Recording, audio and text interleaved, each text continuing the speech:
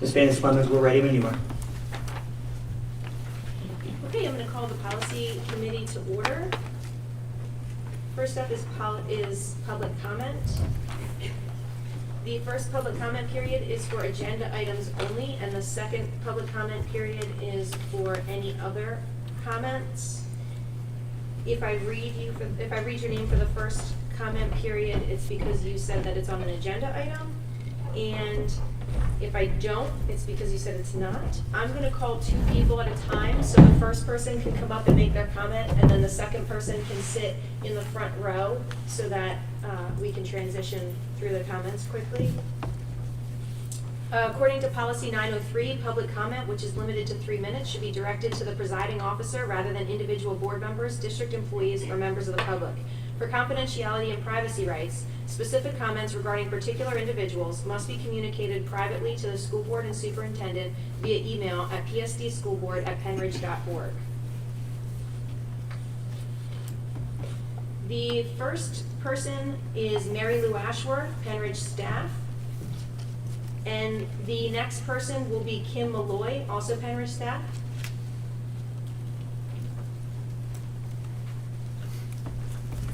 Hello. If you press the little on, go out there. Great. Hello. I probably don't need a microphone, but I am Mary Lou Ashworth. I am a librarian at Central Middle School. I am the longest serving Penridge librarian at over 35 years. My colleague Kim Malloy is also here. We would like to thank you for the opportunity to address the board. We are here on behalf of Policy 109, which is the policy regarding resource materials and library books. We wish to share some potential unintended consequences we feel that this policy might have and some concerns that the librarians have. For example, the item in there that says that it goes out for public comment for 2 weeks. I think that's, fine. It seems benign on the surface. However, our concern is what happens if a community member does object. And when I've asked the question, no one seems sure. This is annoying to me. Is it annoying to you? Move it farther. Step back. Yeah. Okay. Is that better? Yep. Great. So being here over 35 years, I look back on my records, and the only 2 times I have actually had a revision or a review request for 2 books. They went all the way through the process. The first was a Berenstein Bear book written by their son Michael Berenstein, because it was called The Sorcerer's Scrapbook, and when we read through the book, we couldn't understand what the objection was. We convened the policy board, to reconsider the book, and it turned out the parent was unhappy about the fact that the characters were trying to get the unicorn's horn, and he felt that it was minimizing animal cruelty, and he was very unhappy about it, and he wanted the book removed. The committee met, and it was decided that although his child would never have to read that book, the book could stay in the library collection. And the other one that went all the way through the reconsideration process was Harry Potter and the Sorcerer's Stone.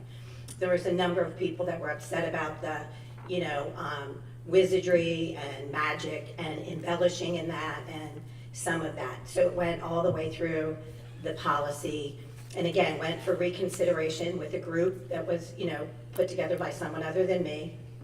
And the book, Harry Potter and the Sorcerer's Stone, stayed in the library, although every single parent request, and I had a few, that their child not read that book. I certainly honored it because, all librarians believe that reading is a parent decision, a family decision.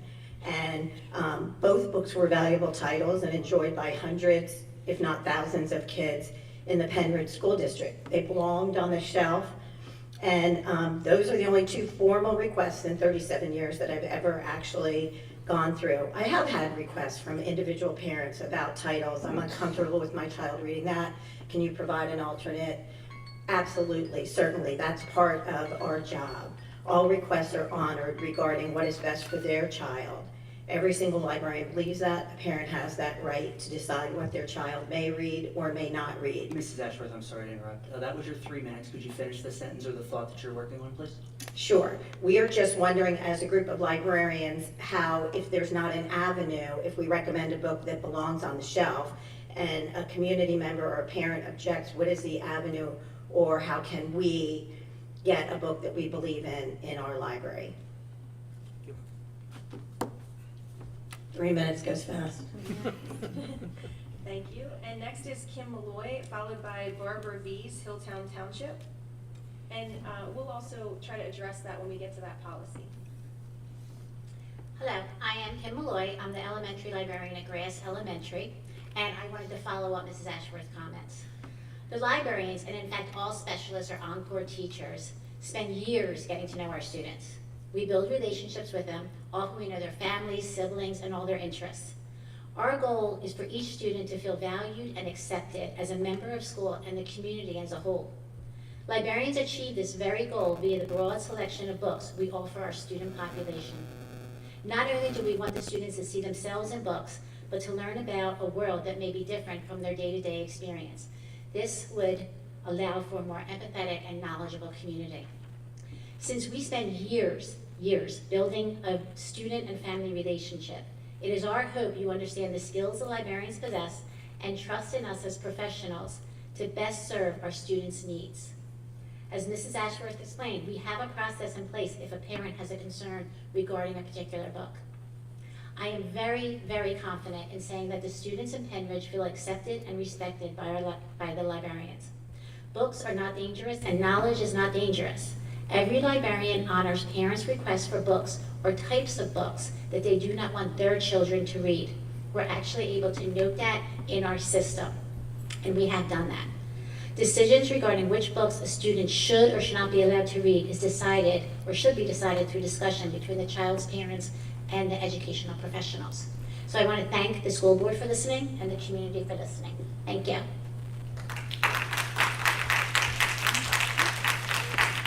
Thank you. Next is Barbara V's, Hilltown Township, followed by Greg Price, Hilltown Township. Hi, I'm Barbara V's in Hilltown. I reviewed the proposed versions of the advocacy policy, and I have some concerns. I believe it is important for teachers to maintain a neutral classroom. The position the teacher takes in the classroom, whether spoken or unspoken, carries a lot of weight with students. Developmentally, students in early elementary grades do not have the mental ability to think critically about anything, let alone complex social issues. Because of that, young students will undoubtedly take the teacher's stated belief or position as truth and not question it. Symbols in the classroom that state that one group of students is safe in the classroom imply that the others are not worthy to mention or not safe. What would happen if a mother hung signs around the house pointing out that one of her children is loved? What message would that send to the other children in the household? Despite the mother's intention to send a positive message, she also inadvertently sent a negative one. I think that same scenario plays out in the classroom. I heard from a mom who has a child in another school district. The children in class had been encouraged to wear shirts with symbols supporting the LGBTQ community. The mom asked her child if she knew what the symbols meant. The child, who was young, did say that the teacher liked those students better. Despite good intentions, messages are being conveyed to students that one group has favored status. I have heard a board member express the need for pride flag displays due to a concern for the safety and mental health of LGBTQ students. But what about students who are dealing with the loss of a parent, who have a parent in jail, who are dealing with anorexia, who have anxiety issues, who are homeless? It is not the safety and mental health of those students also important? If so, where are their symbols of support? It is my belief that the administration, staff, and school board are concerned about the safety and mental health of all students. Therefore, the symbols of support within the school setting should apply to all students. One group of students should not be elevated over another. The proposed advocacy policy should hold professionals accountable to ensure that all students feel safe. As such, symbols permitted in the classroom should apply to all students. Symbols like the American flag and the Penridge Ram. In addition, should a teacher or staff member not follow the policy, I believe some consequences should apply, as they do in the private sector. Perhaps a verbal warning followed by a written warning, and then a few days of unpaid leave. Otherwise, the policy becomes simply a recommendation. Thank you.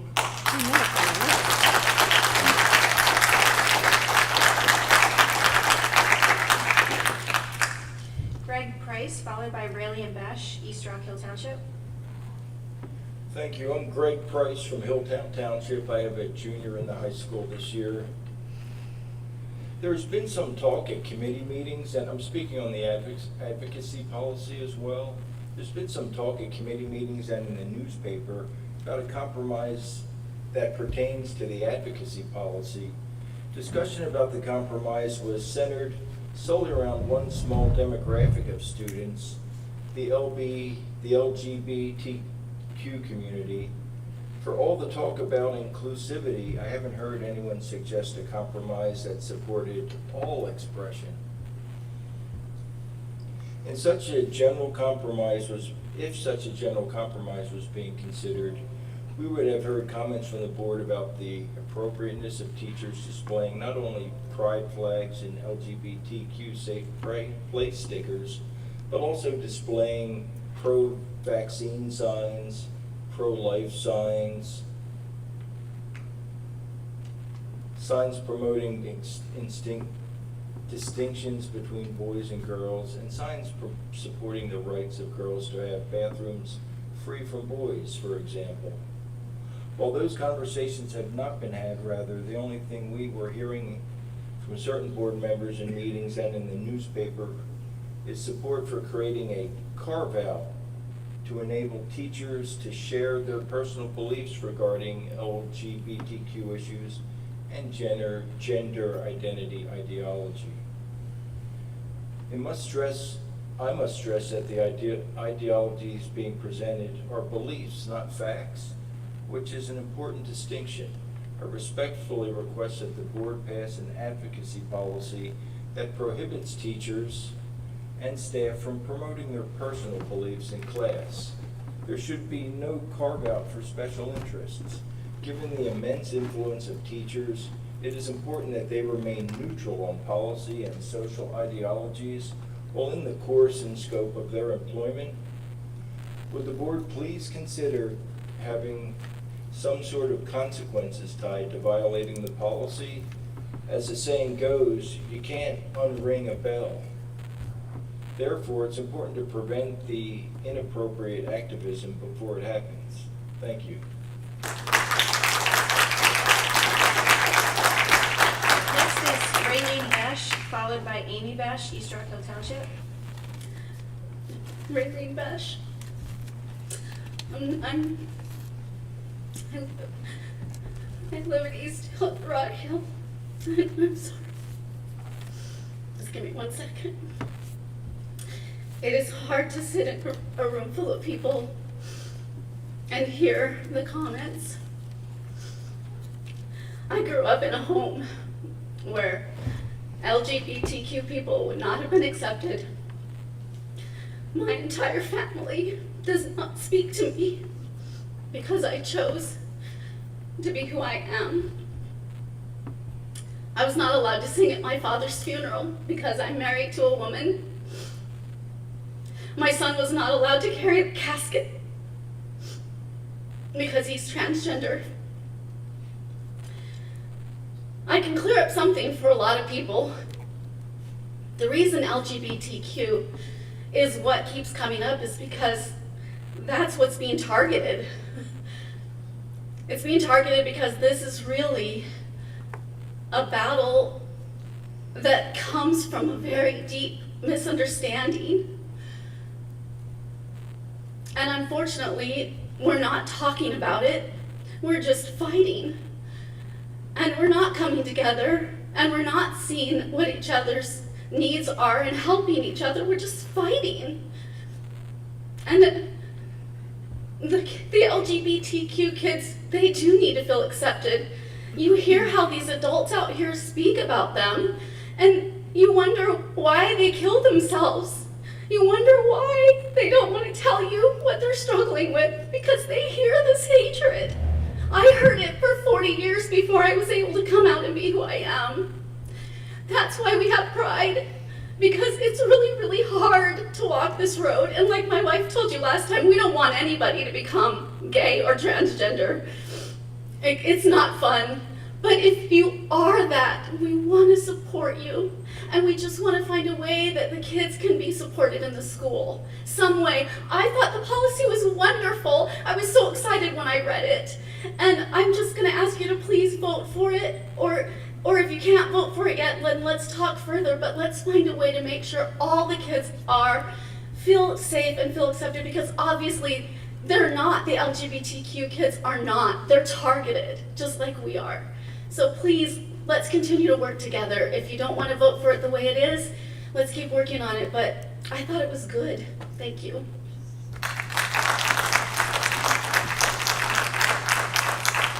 Next, Amy Besh, followed by Dave Strauss Percy. Amy Besh, East Rock Hill Township. I find myself again here. I think we just want to be a voice for those that can't speak, the children that aren't here, those that are in the LGBTQ community. Again, our children are hurting, and adults are the ones hurting them right now. I really can't even express my feelings right now, because my mother raised me not to be angry and to be hateful. And I don't think that's what Jesus Christ would want us to do. So I'll leave you with a quote from Harvey Milk. All young people, regardless of sexual orientation or identity, deserves a safe and supportive environment in which to achieve their full potential. Thank you.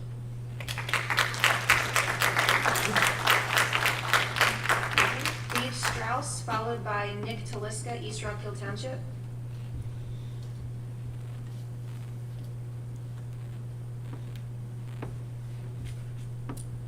Dave Strauss from Percy. I'd like to thank Dr. Bolden and the school board. I've been a citizen and a taxpayer of Percy for over 40 years, and my wife and I have put two young ladies through school, and they went on to being school teachers. One is still teaching and the other one had to retire. I'm a member of the American Legion Post 280 and a Vietnam veteran. I would like to thank Dr. Bolton for allowing the Post to hold memorial gun salute up at the honoring the fallen Percy students up at the football field. And let us not forget the ultimate sacrifice that these young men and women have done for our country, that with no respect to race, sex, religion, or any other political points or anything else of that nature. With this in mind, and the topic of a flag, the current students' feelings, offended, and needing someone to talk to, allow me to express my feelings. Offended, need someone to talk to, I totally agree. The American flag is in the classrooms and is responded to with the Pledge of Allegiance, and I don't know whether it's done with the understanding that the Red Skeleton does on one of his YouTube sites, which is very emotional. We as a nation have lost the respect and the allegiance quite some time ago, but let's remember the oath, the federal statute 10 CFR 502C, which is where the Penridge students and myself and all other veterans have dedicated our lives, so help us God, to try to defend the country from enemies, foreign and domestic. We pledge to give our lives to this country. Needing someone to talk to, well, like the late Colin Colin Powell said, excuse me, all children need a laptop. Not a computer, but a human laptop. Moms, dads, grandmothers, grandfathers, aunts, and uncles. Someone to hold them and to read to them and reach out and love ones, to embrace them and to pass on the experiences, the rituals, and the knowledge of hundreds of previous generations, loved ones who will pass on to the next generation their expectations and their hopes and their dreams, says Colin Powell. There is also something called a religious leader. There's also other points, like the students need to talk to our guidance counselors. I'm sure that they can help with anything that they come up with the gender, race, sexual harassment, bullying, sexual offenses, whatever that's out there, which is deplorable. But let our teachers teach the reading, writing, and arithmetic and the social events, and leave the social stuff out of it. Let parents teach social fundamentals. The kids are flesh and blood of the families. Teachers have enough when they're academics to do. Let teachers teach, and let the parents be the laptops.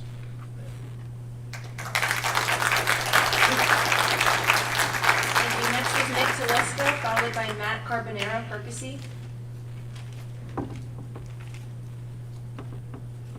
Nick Teleska, East Rock Hill Township. My comments pertain to policy 321. During the August 15th policy meeting, reference was made to a recent Supreme Court ruling.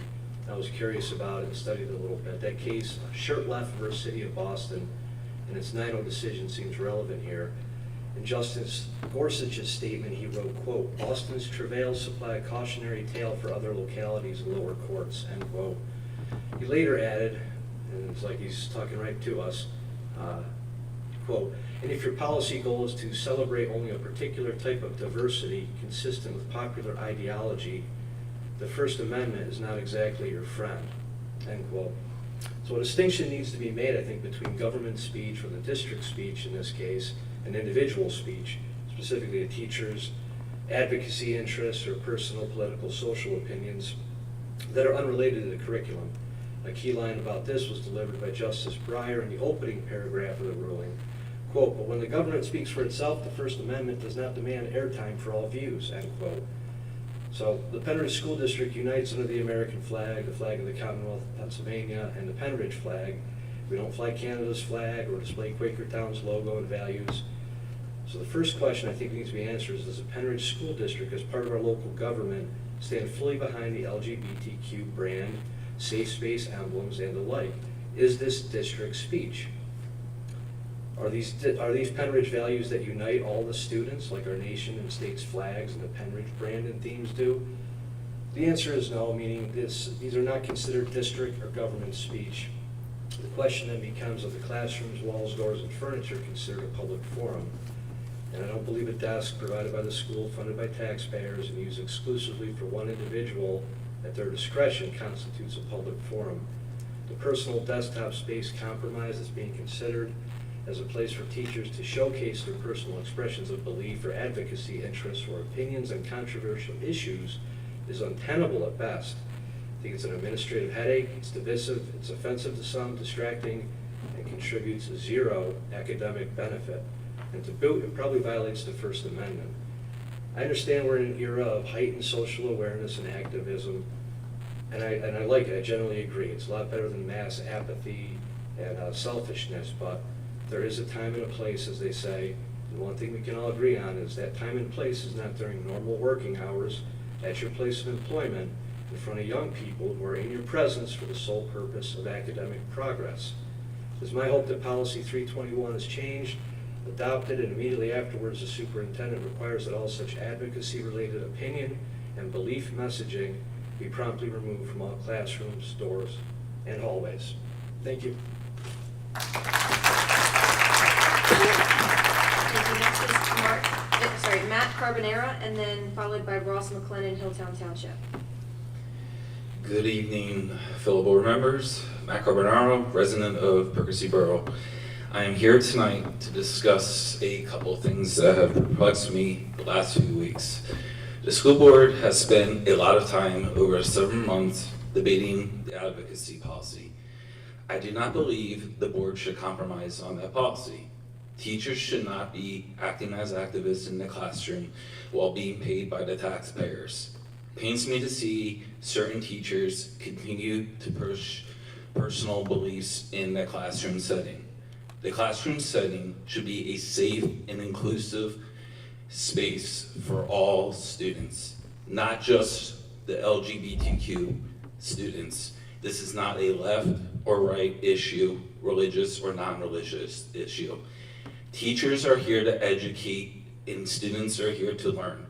Please pass a policy that restricts advocacy and activism by teachers and staff during working hours. Teachers should not be permitted to use taxpayer funds to promote their personal ideologies, no matter what they are. Once the policy is passed, teachers need to be held accountable for any actions that are in direct conflict with the policy. Moreover, board members should not be leaking to the press the conversations they have with other board members in an effort for public pressure to get other board members to vote a certain way. Committee meetings are where conversations should take place on policy issues. This gives the board members an opportunity to have an open and honest back and forth debate on issues in front of the community. Going to the press and giving a one-sided view is not helpful, and it pins the board members against one another. Again, I thank the board again for listening to me and everyone that is in the crowd here tonight. Thank you, and God bless. Ross McLennan, followed by Melissa Smith, Bedminster. Ross McLennan, Hilltown. I'm going to be talking about policies, but first, I want to thank the board and Dr. Bolton for the juiced up social media. Shout out here to Mr. Thomas. I really like the school board snapshot. On the snapshot, I see a decent overview of how our policies are developed, read, and edited. However, what is left out is where these policies are coming from. As frequently stated in these meetings, we use the PSBA, the Pennsylvania School Board Association. Our PSB annual fee for 2022-2023 was approved in June for $16,000 and change. And it's for the all-access package. For this, the board receives live and online training, a board self-assessment, and interpretation. In case people don't know, that's why I'm reading this off. It is pretty cool. And there's a bunch of other things, comprehensive subscription package and policy maintenance. So really board docs, which when we all look at our stuff, that's where our policies, minutes, agenda, and other important information, it's all part of the PSBA. It's under their umbrella, so to say. It's a little schooling there. I mean, I've known this, but I don't know if other folks know this. So here's the important part. It worries me that the board is concealing the origins of many of the recent policies and policy revisions. So while we can say it's from board docs or it's from the PSBA, and we see it on board docs, my concern is that we're not getting that material there from the PSBA. I'd like to know where this material is coming from, because I don't see it coming from the PSBA. I look at other board docs with other schools, I don't see it there. I've asked the PSBA, they work with you guys. So as a taxpayer, they're telling me, talk to you. So I'm asking you, are these policies all coming from the PSBA? And if they aren't, could you please let us know what is and what isn't? Thank you very much. Okay, next is Melissa Smith, followed by Stacy Smith, Percy. Hi, Melissa Smith, Bedminster Township. My comments have to do with the policy regarding curriculum review by parents, guardians, and students. Back in my day, a long time ago, teachers taught out of a textbook and maybe used an occasional handout. A lot's changed since then, and now we use computers, smart boards, websites, videos, and I'm probably missing something. The new technology makes it very difficult for parents and guardians to monitor what their children are being taught in the classroom. I do understand that what the district labels as curriculum or resources must go through the approval process by the school board before it's implemented. This process enables parents, guardians, and the community to review and comment on the proposed material, and that's a good thing. However, what doesn't go through that transparent review process is what the district is calling ad hoc materials. As it stands now, the policy simply encourages the teachers and staff to make it available for parents to review, but I believe that everything that comes into the classroom should be made transparent. The job of parent or guardian is difficult enough. Please don't make it harder by making parents and guardians chase down these materials. Instead of encouraging transparency, please require it. Thank you.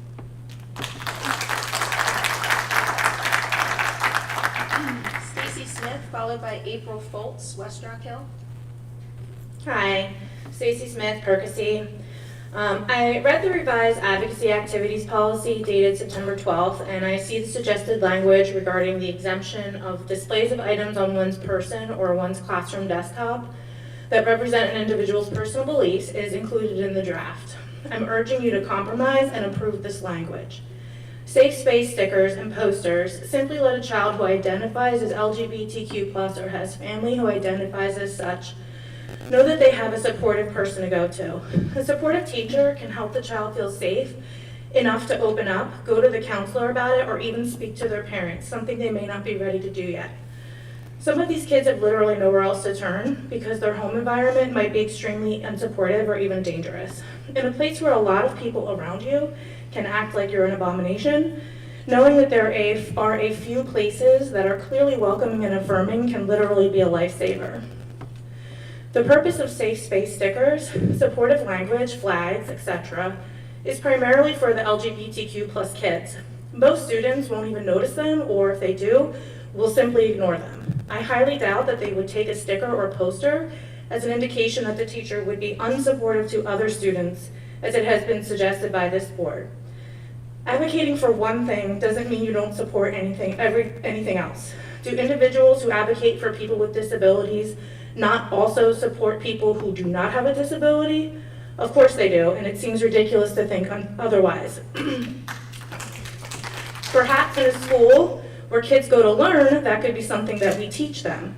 Instead, this board seems to have an unwillingness to compromise and insists on pushing extremist ideology that a majority of this district does not agree with. I would like to remind you that although, yes, you were all elected, you do not only represent the voters who elected you.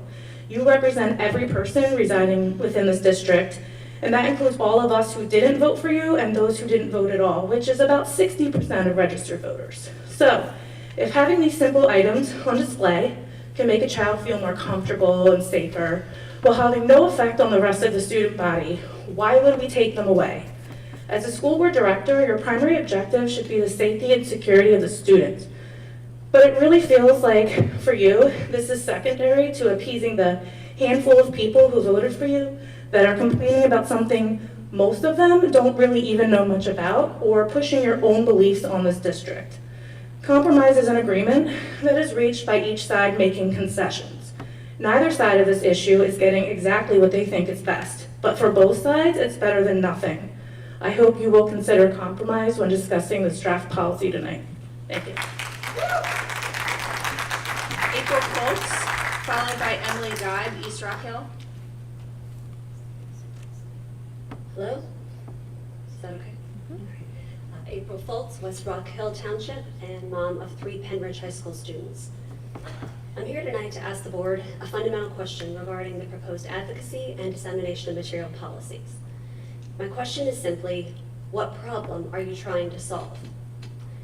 Before you implement a solution, you need to clearly define the problem and then measure, using data, the condition you want to change. So far, you've made general statements about distractions, but these aren't data.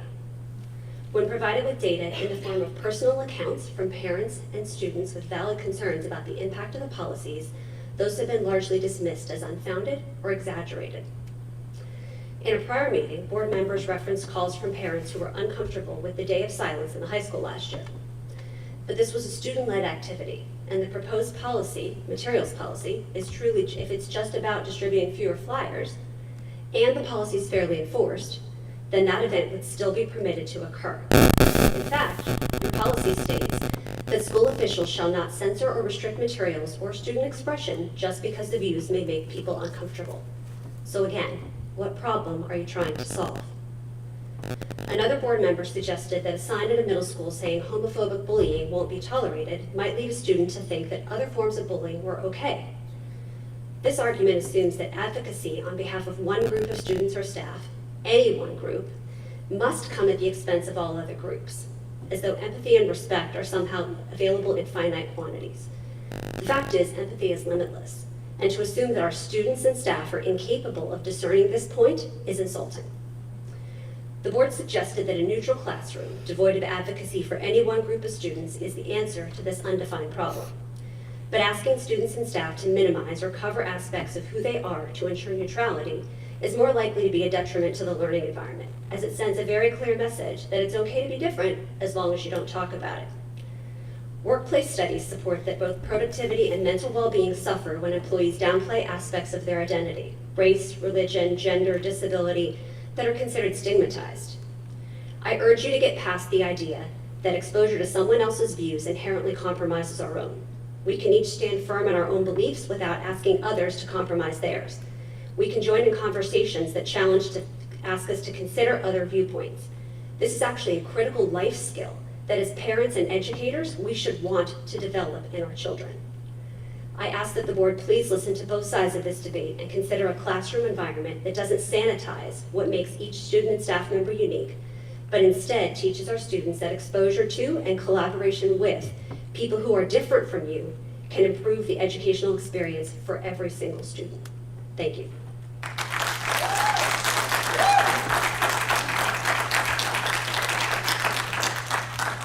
Emily Guide, followed by Ann Connolly, Hilltown. Hi, I'm Emily Guide, East Rock Hill Township. I'm in support of the policy to keep staff and teachers from expressing or displaying advocacy-related materials in our schools. It is not the job of teachers to counsel or support individual students of all backgrounds, all situations and feelings, etc. It is the job of teachers to educate. The school's counselors are the trained professionals that students should go to if they need support outside their own family. School's not the place for social and political advocacy. Children should not be the targets of advocacy influence. That's indoctrination. We keep hearing from those in opposition that we are spewing hatred. I haven't heard any, but there are support groups in the community that we can all support, and that is the place to address those issues, not in school.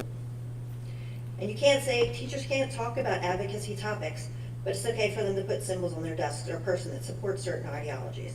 That has the same effect as them verbally sharing their ideologies.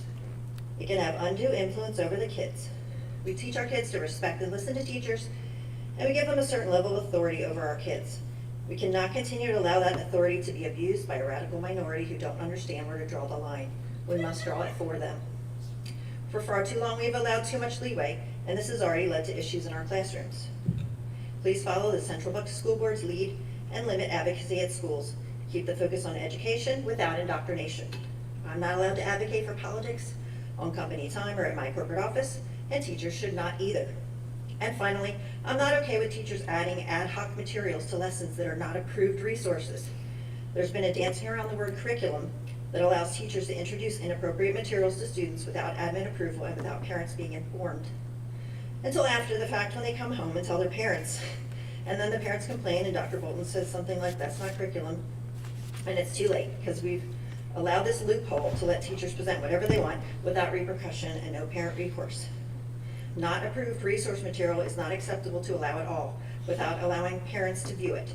When possible and practical is too loose a term to allow more loopholes. Encouraging educators to share materials online isn't enough.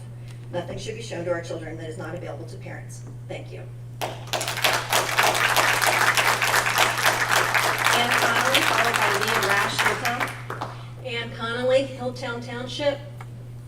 I want to thank the school board members who advocated for the education of our children.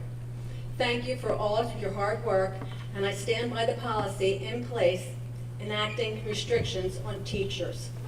I am very concerned by an article written in the Courier Times quoting our school board member, Mr. Wirfs. Sexuality issues are the parents' responsibility, not the school teachers. As far as students finding friends, believe me, they find their peers and they don't need any help from us. A teacher's job is to teach, not counsel. Safe places should be found in the home. It's the parent's job to counsel and train a child.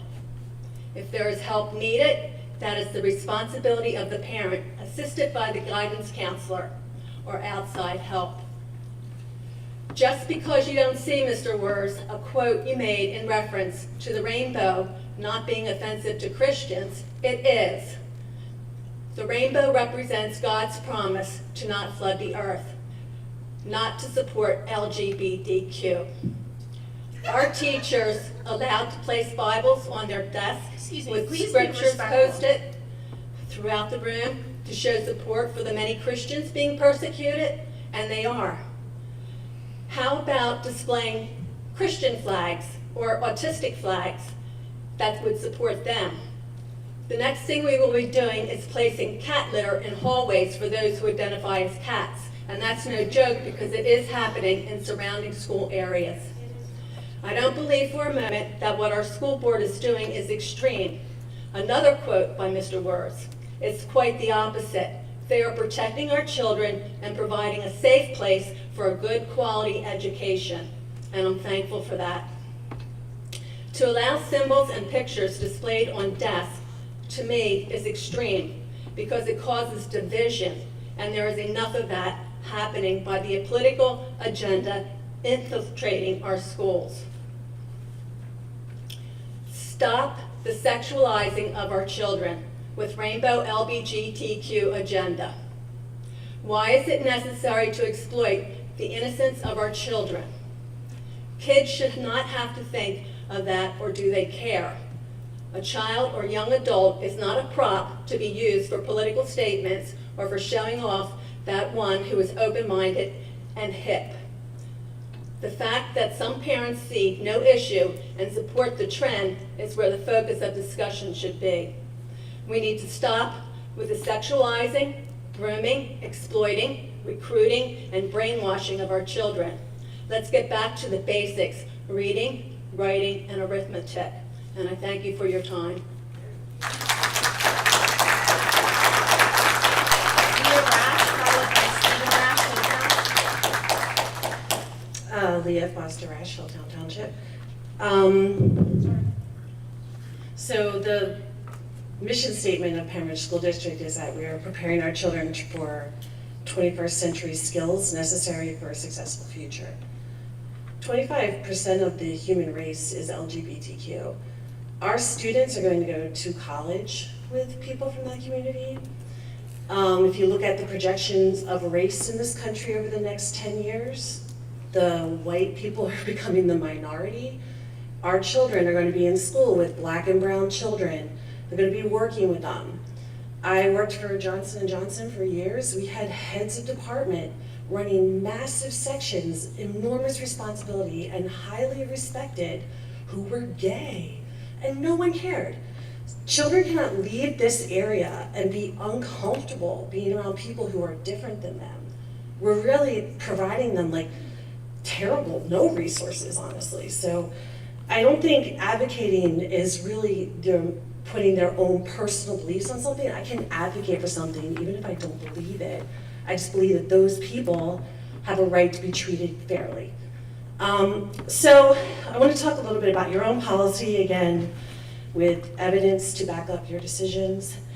I've asked for evidence on the removal of the pride flags a while back around the pronoun policy, and was given the same information around hormone treatment and gender reassignment surgery, which I have no idea how that links to pride flags and pronoun use in school. It is not the board's responsibility to police the medical community. Parents and families who are already working with doctors and counselors through this, your job is to support those kids when they are here. They do not need your protection. Most of them have very loving families. Some don't, and they might need some help, but they would never be able to be treated without parental involvement until they are of an adult age themselves. There are a lot of resources around here that you can talk to. The Gender Clinic in CHOP is amazing. You removed that training. So when there is a transgender child who does come to this school, what are you doing to help teachers help that child in the classroom? You've removed the training. What's happening? How are you helping? If you want to educate students better and bring up test scores, I suggest you look at the highest ranking schools in this state and their policies around this. All this time spent on the advocacy policy was because it was changed. It was actually fine the way it was, just around political activism. It could have stayed that way. We should just keep it like that. But all those schools have extensive DEI, extensive inclusivity policy, serious implications for bullying around that, because they know it allows children to learn better. Studies show it brings up attendance, it brings up academics for everyone when children feel like they belong. Thank you. Okay, the last person is Stephen Rash from Hilltown. How you doing? Stephen Rash, Hilltown Township. First of all, thank you, board, for the compromises you made with the advocacy policy. Overall, it's pretty good. I do like it. I would like to see the teachers be able to post pride flags or whatever other things they want to do to point out a safe space. We do know that not all teachers are great advocates, but the ones that want to be, we should allow them to be those. I know a lot of people get upset with having a teacher be an advocate, but I know we're dealing with a lot of people here that are religious and passionate about their religion. I'm going to ask you, wasn't Jesus a teacher? Didn't he help people out? Didn't he advocate for those that couldn't advocate for themselves? That's all teachers are trying to do. They don't want to be God, but they do want to advocate and help those that can't help themselves. And around LGBTQ students being distracting, I know a lot of LGBTQ students, having two of them myself, see a lot of their friends. These kids do not want to be the center of attention most of the time. How can they be distracting in the classroom? And I'd love to know how often they are the disturbance in the classroom that we're talking about. I really find that very hard to believe. Something I'm going to point out for those of you that have never seen this on the Pennridge website, I'm sure the board has. It says Pennridge High School mission statement. Pennridge High School, as part of a broader community, will foster a sense of responsibility, empowering all students to participate in a diverse and innovative range of opportunities to achieve their academic goals and to become vital members of society. It is important that they get those diverse experiences and meet people from different backgrounds. That's obvious. Apparently not to everyone, but it is obvious. Pennridge High School recognition statements. We recognize that each member of the Pennridge community is worthy of being treated with dignity and respect. I didn't see a lot of that so far tonight, and that kind of worries me. I know we are starting to see who isn't safe to be around from some of the statements that have been made. It is the joint responsibility of students, parents, staff, and the community to ensure an educational environment that will enable all individuals to realize their potential. I mean, you guys have a great mission statement and great recognition statement, and you're doing a great job. You're going in the right direction with that. I would just like to see that little bit changed in the advocacy policy, but I really do appreciate the work you're doing. Thank you.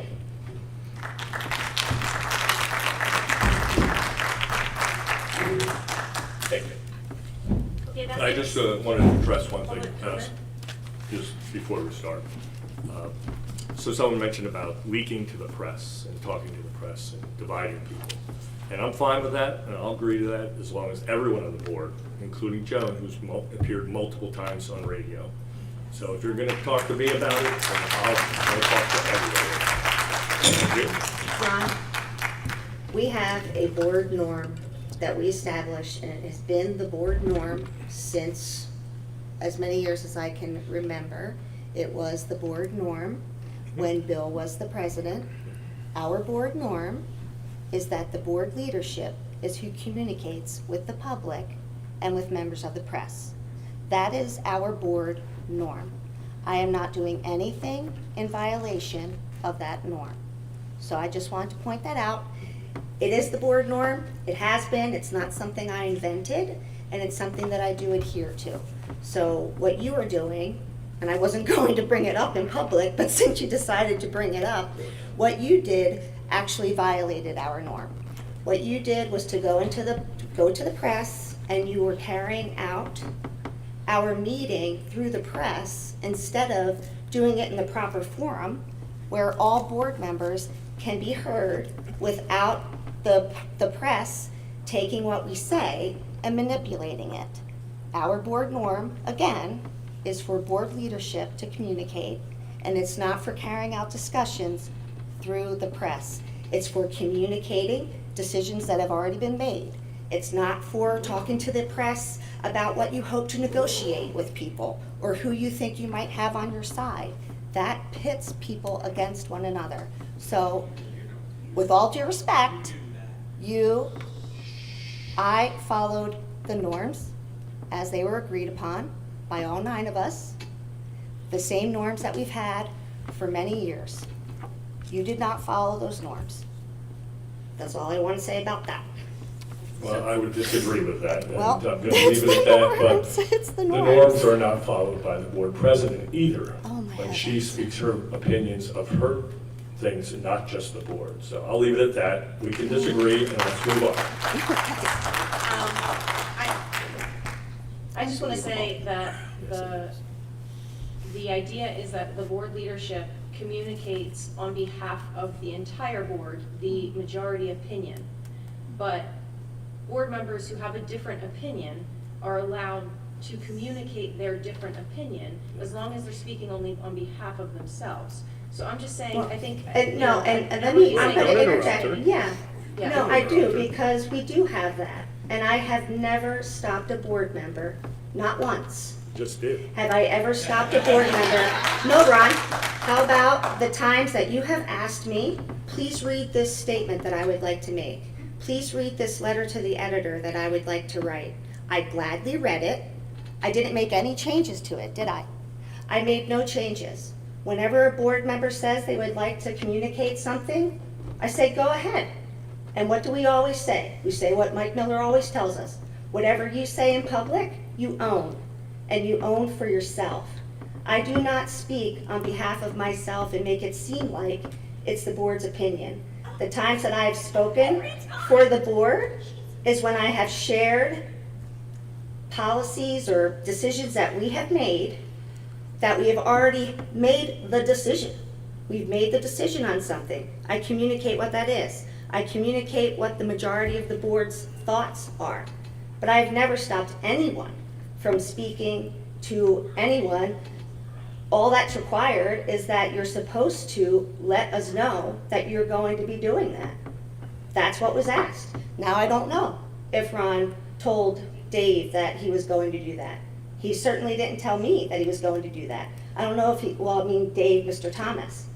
I don't know if he told Dave, the vice president, either.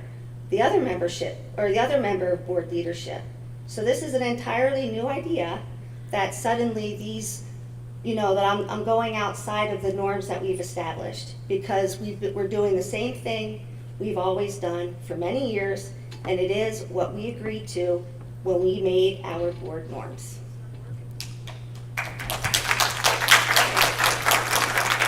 First up, we have the review of policies for second read. And the first one is policy 105, curriculum development. Mrs. Summers? So I'm actually going to group those policies together, the second reading policies. So the first set of policies that are on the agenda are policies for the second reading. So we have 10 policies listed on the agenda. The first reading for these policies were recently approved at the board meeting on August 22nd. So Dr. Bolton has a presentation to share regarding policy 217, graduation requirements. So Mr. McCullough, if you could, can you please bring up that presentation? It should be the tech school example.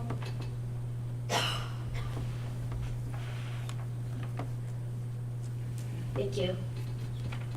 Thank you, Mrs. Summers. This is very similar to what I showed at the last time when we were considering this for a first read. There was one piece that I added because there was some conversation around student choice, and that some of the recommendations specific to tech school were to provide students with some extra choice. So what I did this time was I went through and I highlighted those courses or blocks where a tech school student, these are only specific to tech school students, from a new graduation requirement would have choice. So if you look at last year's, the 21-22, yep, that one. If you look at the tech school schedule, there is some flexibility in senior year social studies. There is flexibility in math, although it is often a sequenced course, but there is some flexibility, as well as in science, except for the concept of biology. All students, because of Keystone exams, are required to have biology, which is why the 9th grade course is not highlighted, as well as the 2 courses that are free. So as of last year, tech school students had 8 courses where there was some level of choice and 2 where they were completely free to choose. If we go to the proposed graduation requirements that would impact this year, in terms of tech school students labeled as 22-23, you can see that there is one block, the personal finance block. Personal finance can be taken within the math block, or it can be chosen not to. And so there is that piece that it might be flexible for the students, but it might not be depending on where they take it, because it could be in one of the maths. And so that means students would have anywhere from 7.5 to 8 choice periods, and would have anywhere from 1.5 to 2 free periods if they were to keep. That's the students this year, because health and PE is remaining at the tech school for this year. If we go to the next slide, which is the proposal for next school year, which incorporates lessening the social studies requirement from 4 to 3, so you can see what's called 5th period. Again, the periods don't matter. There is an extra free period at the end because there are not 4 social studies classes, there are only 3. But you can see that health and PE show up both in 9th grade and in 12th grade because there is a credit and a half that is coming back from tech school. 2 pieces here until the highlight. From a highlight standpoint, there are 7 periods of choice. And there is 1 to 1.5 periods of free choice for the tech school students. So actually, from last year's schedule to the proposed schedule for next year, there would be less choice for tech school students, both in terms of the courses they take as well as their free periods. The other piece that I want to continue to remind the board is in blue, the highlight there. As we bring health and PE back, our 9th graders take a credit of health and PE. And so as the tech school students come back, that most 9th graders are signing up for that. The problem is there are 5 academic courses, but they only have 4 periods to take them in. And so one of the courses in blue, either the health and PE or the science, which is often biology, the first course, would have to be taken out of sequence, which means it would be taken primarily with students who are not in your grade level. It's not that it's impossible. Students are able to take biology in 10th grade. There's lots of school districts that do that. The issue is really the comfort level of the student. Students prefer, if there's a grade level course, to take it with their grade level, as opposed to waiting and taking it later, or taking it with students who like to take gym in 10th grade, but most of the class is 9th grade. They prefer to be with their friends, obviously from that standpoint. I want to also, just again publicly, as we're considering 217, since graduation requirements is one of the core things we do, to remind the board that the administrator's recommendation is to continue with social studies being 4 credits and not 3. To also consider what health and PE and what those options could look like at the tech school, so that we would be able to continue to provide that choice for our students that are here, and make some changes at the tech school area. I'd also like to remind the board that we're scheduling in October to speak to the social studies teachers. At this time, we have not had a presentation from the social studies department in terms of the proposed impact, which would impact anywhere from 25 to 30% of the curriculum that students are currently getting. We would have to remove 25 to 30% if we went from 4 credits to 3 credits, because in addition, there are pieces that the board has spoken about that we want the social studies teachers to talk about, specific to economics, to government, and to civics. And so that might mean some rearranging or some reduction in our current curriculum to be able to add other pieces from that standpoint. So I just want to remind the board that the timing is not specific to this month. We do have to make sure that we have the program of studies ready in December, and we have the curriculum documents ready for next school year, because the 10th grade social studies could change.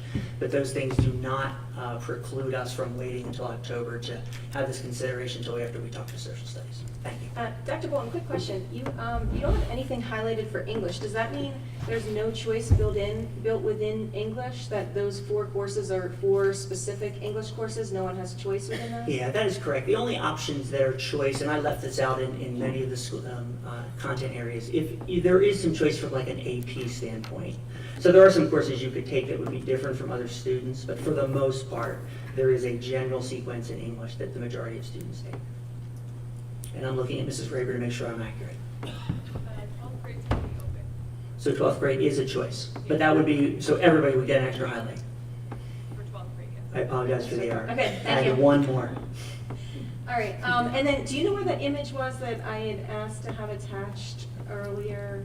Mr. McCall, if you actually go to the policy itself and scroll down to the bottom of the graduation requirements 217, if you scroll down to the bottom, you'll see two things. One says grad requirements 1, the other one says grad requirements visual. Which one is it? It's a visual. If you open the one that says visual, please. Again, board members, it's available on your computers if that's easier than turning around. Okay, thank you. Sure. So, the only thing that was put into this illustration that's different from what we already approved that's going for second read would be the change to incorporate that fitness credit. So this is what it would look like. When you talk about 1.5 credits, it would be the half credit of health and PE that includes meeting the standards built into that 1/2 credit. And then if you scroll down, there's one fitness credit, which would allow students to choose which physical activity, which phys ed elective to take for 1 full credit, and it would allow tech kids to take to get credit for half a credit from tech. Those would be the two options built into the fitness credit, but that would give kids more choice as far as which kinds of physical activity. You know, we have a lot of different fitness courses, you know, and we even talked about, I think Mr. Cormack mentioned the other day about even the lifeguarding, and that because it doesn't fit in under phys ed, kids don't get to take it because they have to use up an elective and, you know, they don't really have the opportunity. So that would help in our community that's also short lifeguards if they could actually take that in part of that credit, or some of the other physical options that they have. So I just wanted to kind of put a visual to that so it's helpful for people to see it, because I think sometimes just talking about this without actually being able to look at it can be a little bit more difficult. So, you know, I guess, I know we've talked this policy to death. I think we just need to go around and see where people are, if they want to make this change, if they want to leave it the way that it is for second read, or, you know, what people's decisions are. So I guess I'll start all the way down to the end if you want to weigh in, Mrs. Blomgren. Yeah, I'm good with the visual. Okay, thank you. Mr. Cormack? Mr. Cormack? Yeah, let's move on to the second read. You mean with this would actually be first read, but are you okay with the visual that's up here? Yes, yes I am. Okay, thank you. Mrs. Battisti? So I'm in favor of the administration's recommendation to keep the 4 social studies credits. We talk about letting the teachers teach, and I think this is an area where it's not a great use of board time at this point in time. Okay. Mr. Wurz? I'm fine. You're fine with what? I'm fine with what's up on the screen. Oh, thank you, Mr. Wurz. Mrs. Cullen? Well, I've said before that I don't think that reducing the social studies credits from 4 to 3 is wise, especially since we have promised to increase the academic rigor. I think also because we're asking the administration to add civics and economics or government or whatever it is. We want to add content, but we haven't heard how that's going to happen. We all just heard Dr. Bolton say that to add what we want to add, we're going to have to take out potentially 25 to 30% of the social studies content. What that content might be, we don't know. So I think probably waiting until October would be best, to hear from the social studies teachers, give them the respect to be able to come and explain to us whether they even think we can do it, because to me this is like we're doing ready, fire, aim, and we haven't even established the ready. I don't know why this is necessary. We haven't heard from, you know, students and parents that this is something that they think that they need to have that social studies credit reduced. We don't know how it's going to be worked with the social studies class taking out 25 to 30% of our content. And, you know, I think we could ask the social studies teachers to look at it, and then they could come to us after we've decided to reduce the credits down to 3.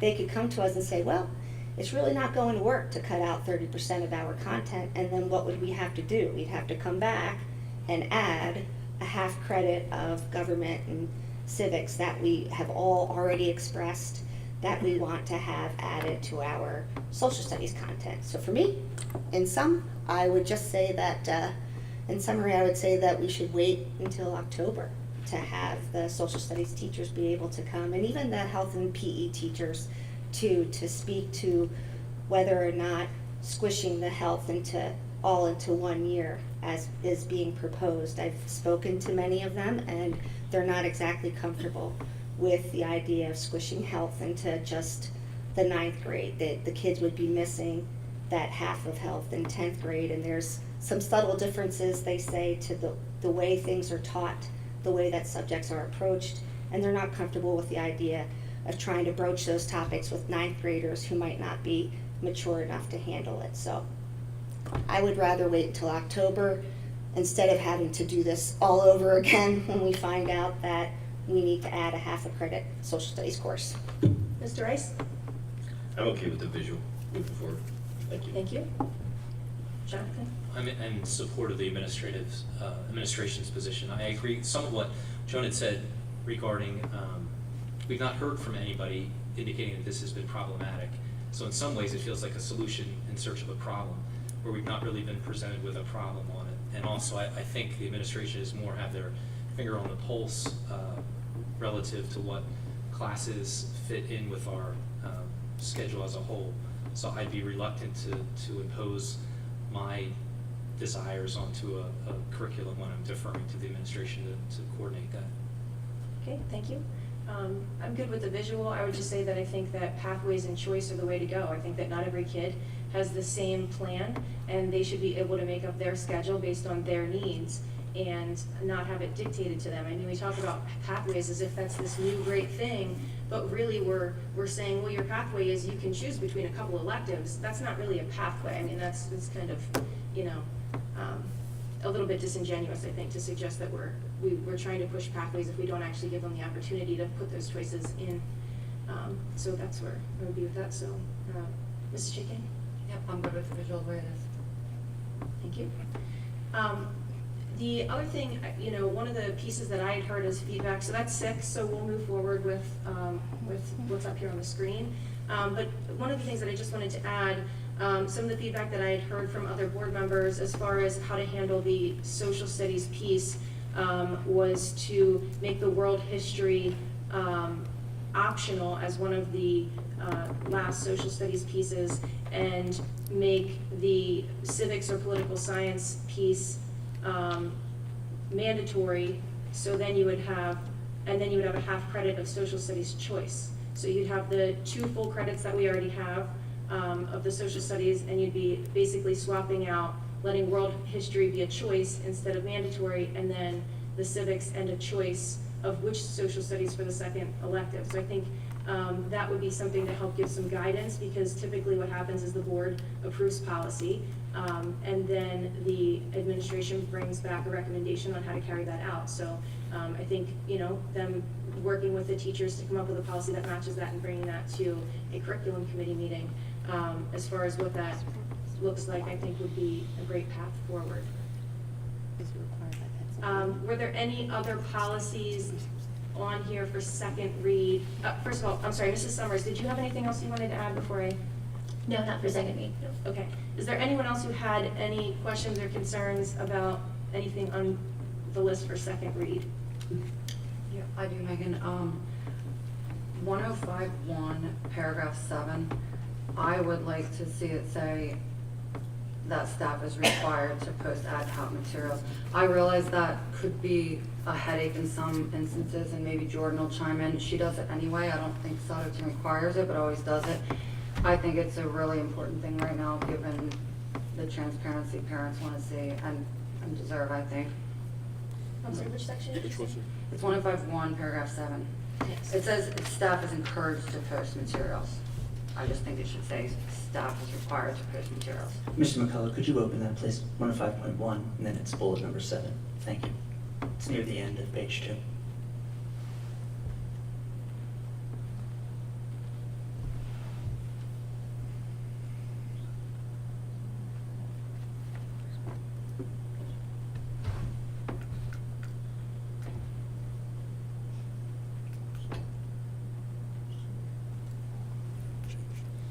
I think you have to go back to the agenda itself. I'm not sure 105.1 was ever opened.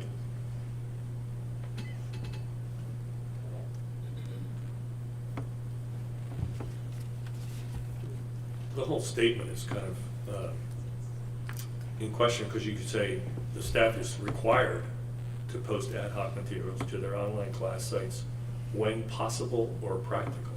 So you can put the word requirement in, but still has an out with possible and practical. You have to define that. Does that make sense? That's a good point. Yeah. So we should probably remove the end of the sentence. It's just staff is required to post ad hoc materials to their online. Well, I mean, we also don't want to make it an unfair burden if they're, using a statute or something. What are they going to do? Put it on there. So, Using a what? if there's something they can't put online.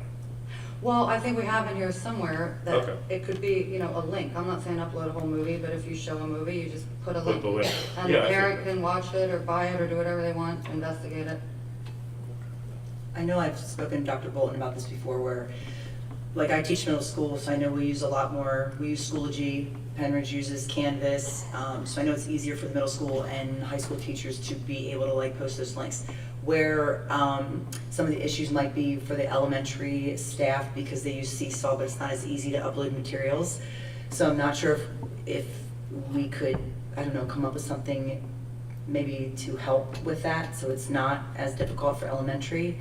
I think it was definitely more like the links, like if you're gonna show a quick link in the beginning, but it's not posted on there, and it might not have, maybe it's just like a kindness link, but just having that out there just for parents to be able to view that and just see what's going on in the classes. As someone mentioned during public comment, sometimes it is hard with everything being on the computers to kind of see everything that goes through, so it's just another way to make sure you're able to view everything that's going on in your child's classroom. Can you make a policy where it just works with middle school and the high school? Because it's more, I think the content issues is more focused on that, and can make it easier for elementary. I don't know if that's legal or possible. It's just a question. Dr. Bolton. Policy is the board's purview, and so there's nothing illegal by making it for certain levels than others. So yes, it is something that is possible. I'd like to remind the board of the 2 reasons why we landed on the language we landed. One is, if you think about at the elementary level, teachers teaching 5 subjects over the course of a day, the number of things they use to help support one topic, division of fractions, right? You pick the topic, the number of different ways they reinforce that. And so they might come off of a website, they might come off of Teachers Pay Teachers, they might come off of something they saw on a Pinterest, right? And the number of things they do, they write them on the board, and so then how does that get uploaded? So that's one of them, in terms of the sheer number of things we're talking about. And that, as I think about, taught for 14 years, middle school math, the number of things I did because a student asked me a question that I didn't the night before prepare material, because the student says I didn't know how to do number 7. So I needed to give them another example for number 7. This policy would require me to take a picture of my board and upload it so that the parents could see the additional question 7 I required of my class. It will come across as onerous. It will also, my fear, have our teachers not do those things, or because of how difficult it will be to be able to meet the policy. And teachers are rule followers, right? We're pretty much all rule followers in education, and so they're going to want to do it if that's what's required of them. So that's one piece in terms of just the sheer number of things that happen in a classroom because a student asks a question that you can't be prepared for. And so the teacher has that resource, and they use that resource that may or may not be straight out of the curriculum. in terms of supporting a student question. The other piece is at the elementary level. Besides the sheer number, we do not have a mechanism to post that level of things at the elementary level. Seesaw is a communication device. It is a celebration of what's going on in the classroom. It is not like Canvas. You don't have class sets. You don't have, here's what I do in English, and you put up the 11 things for the unit from English. Seesaw isn't meant to do that. Our elementary teachers are not trained to do that. Frankly, I would advocate for the fact that I don't think our elementary teachers should spend their time doing that. If you think about the amount of time that's going to require teaching 5 classes over the course of the day.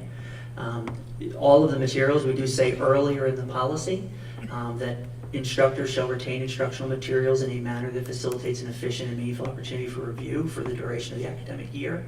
We talked about how that means anything that is used in the classroom is open to investigation if there's concern about it. And I do understand the pro and con between I want to know in advance, but the onerous nature of knowing in advance every one of those things I think will shut down many of the creative and wonderful things that happen in our classrooms, because the teacher will not be able to do that because it will be too impossible to post it, or too hard. Impossible is the wrong word. Too hard to post it. We do make it very clear to our educators that if you use something in the classroom and somebody says, I want to see that, the answer is yes. Right? If it's in curriculum, it's easy. If it's not in curriculum, right, that's an ad hoc material. Those materials need to be produced. If you've got a question about something and a parent calls a principal, that's exactly what will happen. Those materials will be reviewed, whether they were something off of a worksheet or something off of Pinterest or wherever they were taken, that are there. So I would have real concerns about saying that ad hoc materials are required. I think the point of the language was to say we really do encourage it because that's important to our community and important to our board, and that those materials must be made available if they are asked for. I think requiring it is going to be onerous, and we obviously will have to figure it out. If the board votes to make this the policy, we'll have to figure out what that looks like. I'm afraid of what those impacts would be in our classrooms.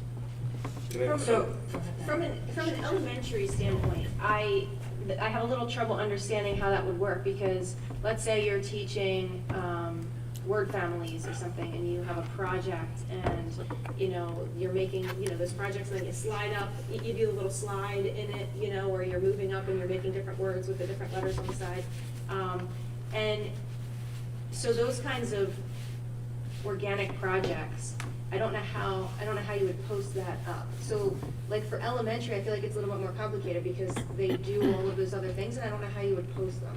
Do you know what I mean? So I thought we discussed this before. I'm not talking about anything that's written on the board or a teacher's statement. I'm talking about handouts and movies. If you show something, basically something that's part of your lesson plan. If a conversation comes and you write another math problem, I'm certainly not saying you have to take a direct picture of your whiteboard or chalkboard, but if you have a handout that you're giving the kids or an activity, we certainly must have a way to upload a handout, right, that we're giving our kids. And if it's a movie we're showing or something on a website, just a link, and the parents can either research or not research that link. I'm not talking about the day-to-day erasing the chalkboard and coming up with more examples. So I think you need to make that clearer then. There has to be a different way of describing it so that it means not sample problems or things of that nature. Trying to think of a word, like not supplemental materials, that would maybe. So if you handed something to somebody, that would be a resource that you'd be asking them to consider, to look at, to do something with. Maybe the word could be like that, resource or material, or I don't know how you would really make it clear. Can I add to that? Just, this seems to be a case of one little bad egg, and now we're going to burden every one of our teachers with uploading all this information, taking all this time. And there are cases where a teacher shares things that they shouldn't. I think that's an issue we should solve by discipline in this person who commits that, as opposed to trying to put all this extra time in when these teachers have enough to do to try to get these things up to date.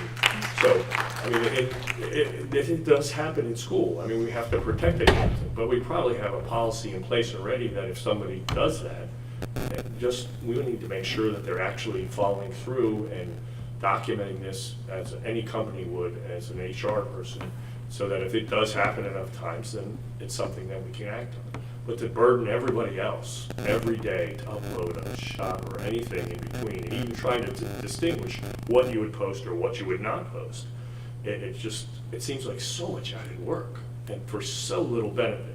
If we can police these issues when they arise, and you make an example of that, then you will keep other people from repeating. So that's my suggestion. So on that note,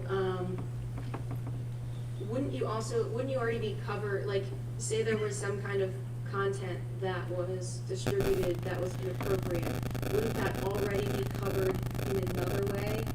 Do you know what I mean by the other policies, that you're not submitting something that's in line with the curriculum or whatever? Do you know what I mean? As opposed to whether or not you posted it? Because then, as far as whether or not there's a concern, would be, this would basically make it an offense if you don't post it, as opposed to an offense if you distributed inappropriate material, right? And distributing inappropriate material, I think, is already covered in a different policy, right? Like that it has to be aligned with the curriculum, and it can't be. Right? That's fair enough. Between that and what Ron said, if there was issues and it was addressed, then yeah, it would be less of a concern. But the concern is when things are passed out, and I know this wasn't in Penridge, but it was a math worksheet that involved prostitution. How do I know if my 7-year-old gets that math worksheet right now and they go to Penridge? I don't know. I don't even have kids in Penridge, so I really don't know. Are most of our resources workbooks in elementary school, or is it, like, how much of it? In my mind, I'm thinking there's not that much stuff that teachers bringing in that isn't in the textbook or the workbook they use. Is it that much extra material? I don't know. I guess, Dr. Bolton, that's a question for you. The answer is yes. And teachers on a regular basis are doing 3 to 4 different reading groups and 3 to 4 different math groups, and so they have material differentiated based off student need for those topics every day, 5 days a week, and that's not then mentioning what they do in content and in writing. So yes, there's a lot of differentiation that is specific to the student. Now, is it around the curriculum, as Mrs. Baines-Clemens is saying? Yes, that does it all get us at whatever the topic is they're learning, but it may not be approved district resources. You think about everyday math. Well, that's approved. You can see the workbook, you can see what's online, we can provide those types of things. But that may not be the only resource that a student's using because they need either enrichment or remediation. It goes beyond that program that a teacher is pulling in because it's right for that student. So yes, there are lots of things that a teacher would use.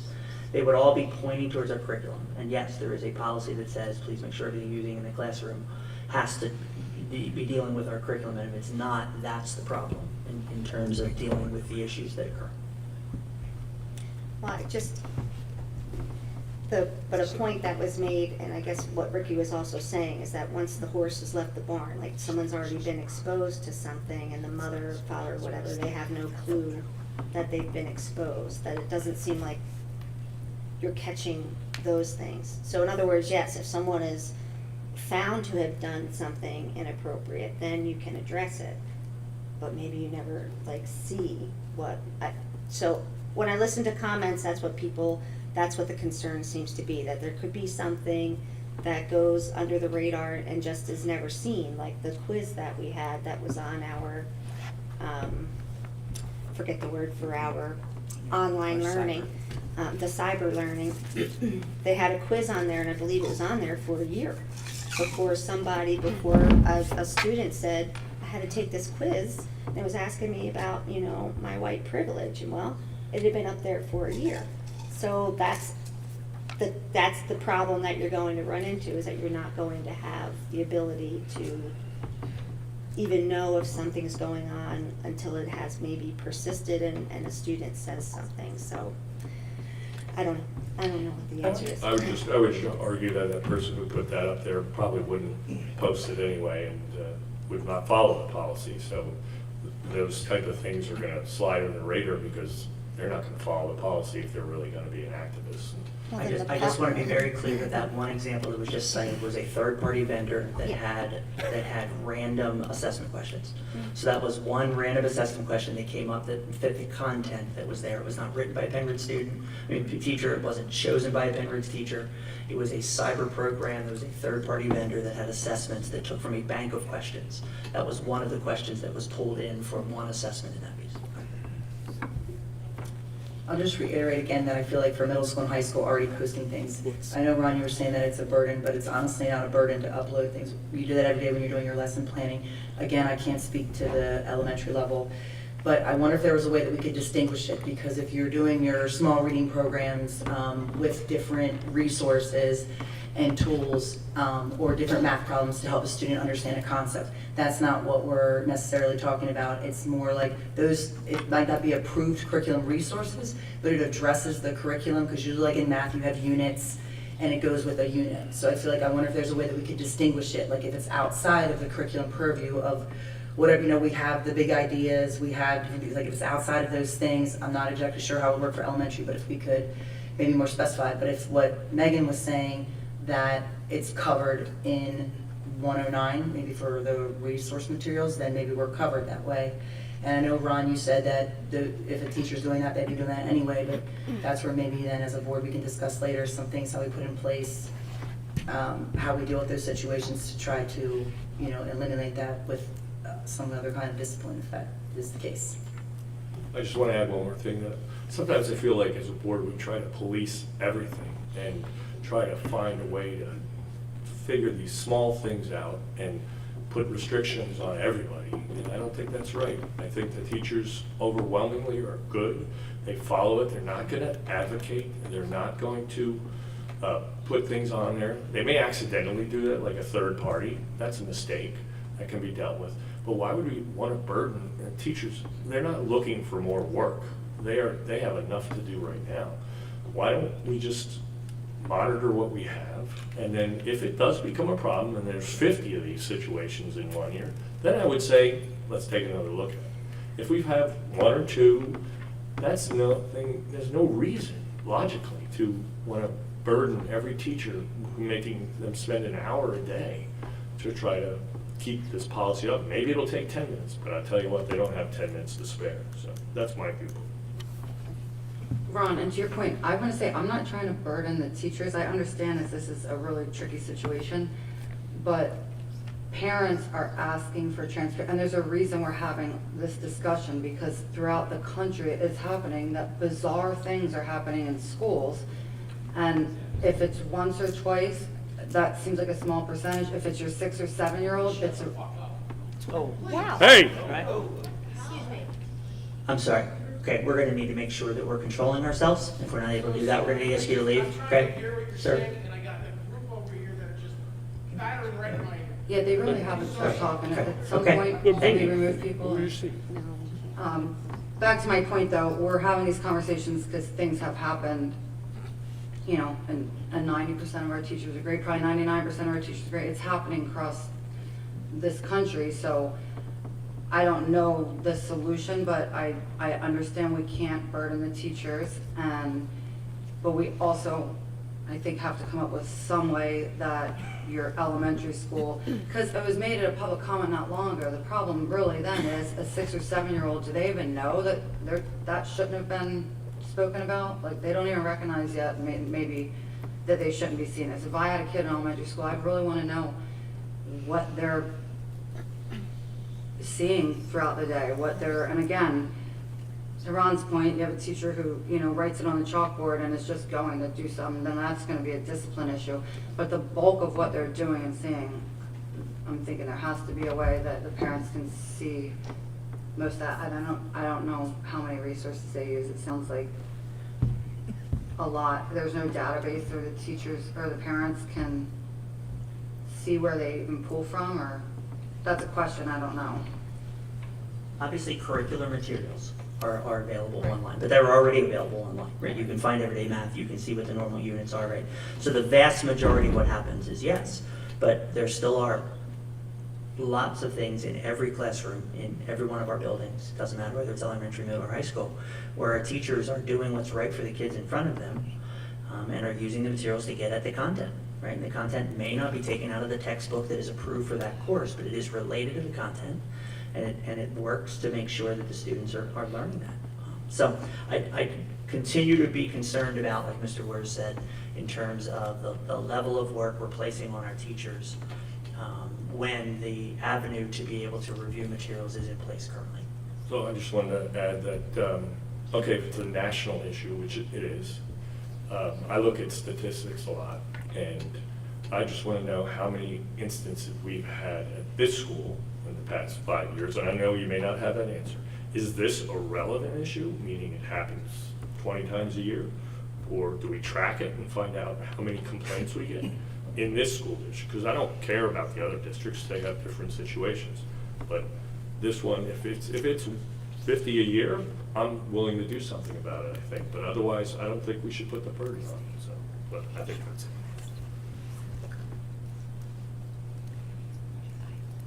So I think you're already covered with the other policy as far as if something, if there was inappropriate content that was shared. So are you comfortable maybe moving forward and seeing if there are concerns in the future to bring it back? The other piece is, you know, if someone's going to intentionally share inappropriate content and they know that that's a violation, do you think they would post it, right? And so then you still don't get that information because you know what I mean? Like, so now you're like kind of adding a double violation on something when you could really catch it with the first violation in the first place. Do you know what I mean? Does that make sense? But I think if we try to put all of the materials, I mean, I think that would be, I think it would be difficult to do, but are you, I mean, I think we're already covered, so I don't know. Are you comfortable? I'm comfortable. If we're gonna, go ahead, Jordan. Yeah, if it's covered somewhere else, I think that's good. My thing, I always think of videos, when videos are being shown, especially sometimes if it's not in your curriculum. There was a couple that I know happened in my kids' classrooms, and I just would like to see them, that's all. You know, they weren't posted, that's okay. If I really want to know, I would email the teacher, but I just think if you're showing a short clip or you're showing a video, I think that to me would be something that would be simple that you could post and should post.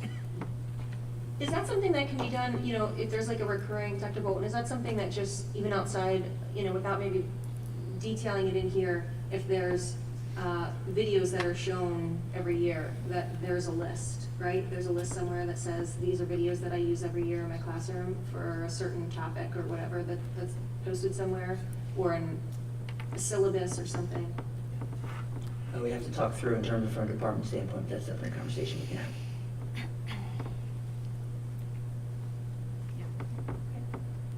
Okay, are there any other concerns about any other policies that are up for second read?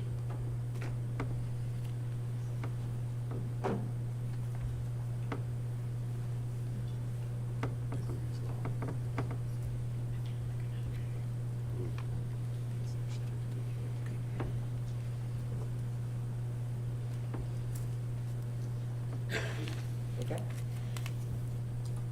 Okay, the only one that I would again mention is just, I don't think it makes sense to do the home ed policy and go backwards and then in a few months do it again. I think it makes sense to do it at once.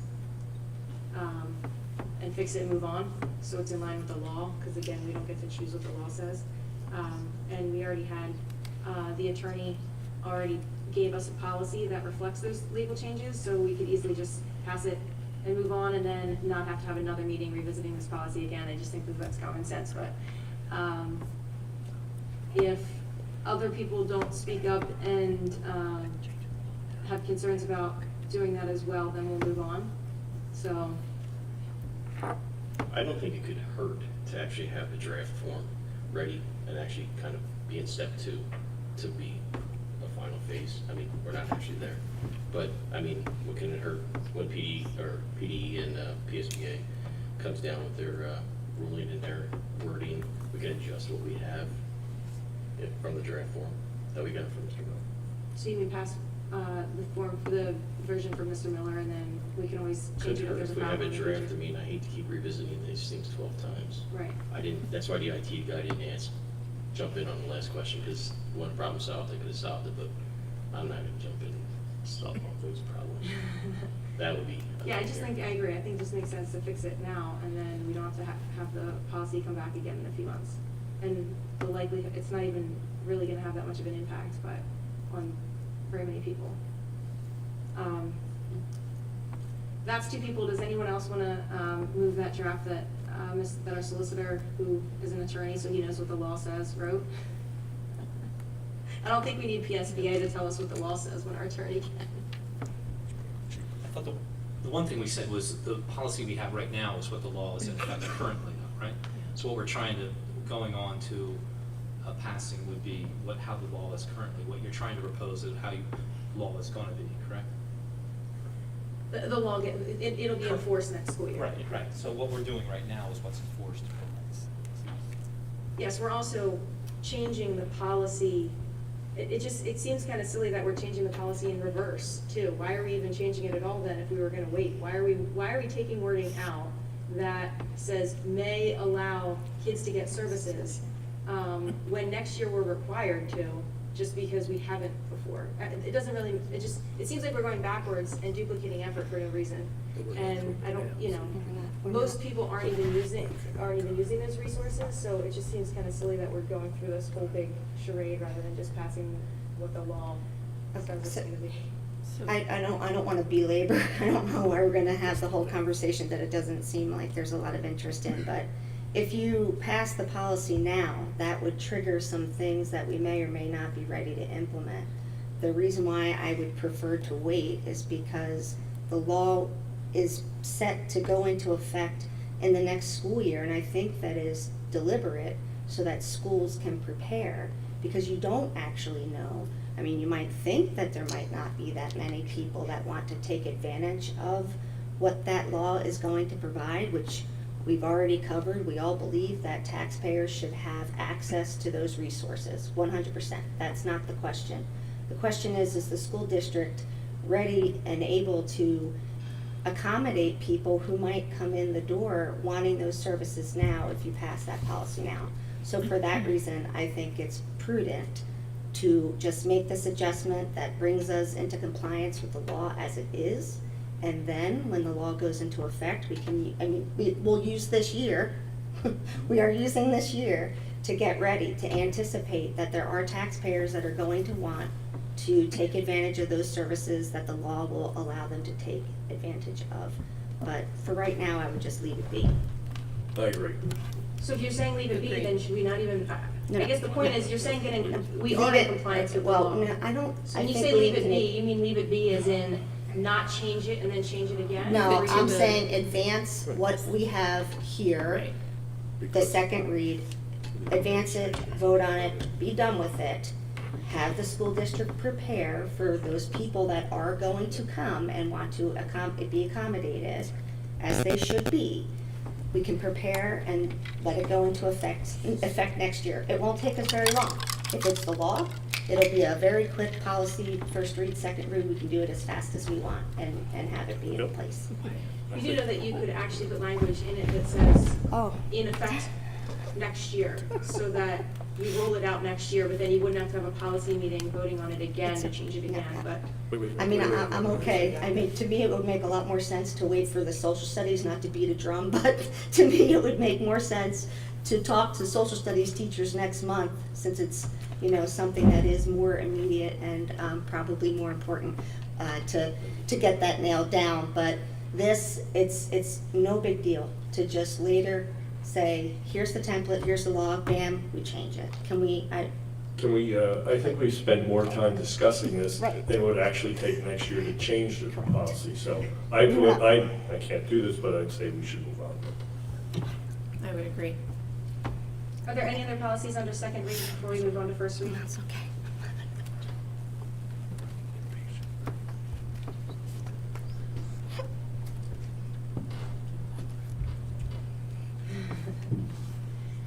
Okay, then we will move on to the policies that are up for first read, starting with resource materials. Mr. McCullough, can you bring up policy 109, resource materials, the 9722 version?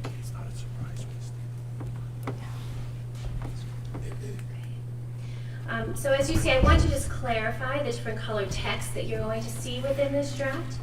So the green text is recommended language to add to the policy. This was actually recommended language that was proposed from the last time 109 was on the agenda, so it has not changed. The red strike-through text, that is recommended language to remove from this policy. Again, this was brought up at the last policy meeting, so that has not changed as well. Black text is current policy language. The blue text, this is new, so this is new proposed language to the policy, whether it was district or board recommended. And then the yellow highlighted language, which you will see further down within the policy, district is looking for some more clarification from the board on this language, so you will see those highlights towards the latter half of the policy.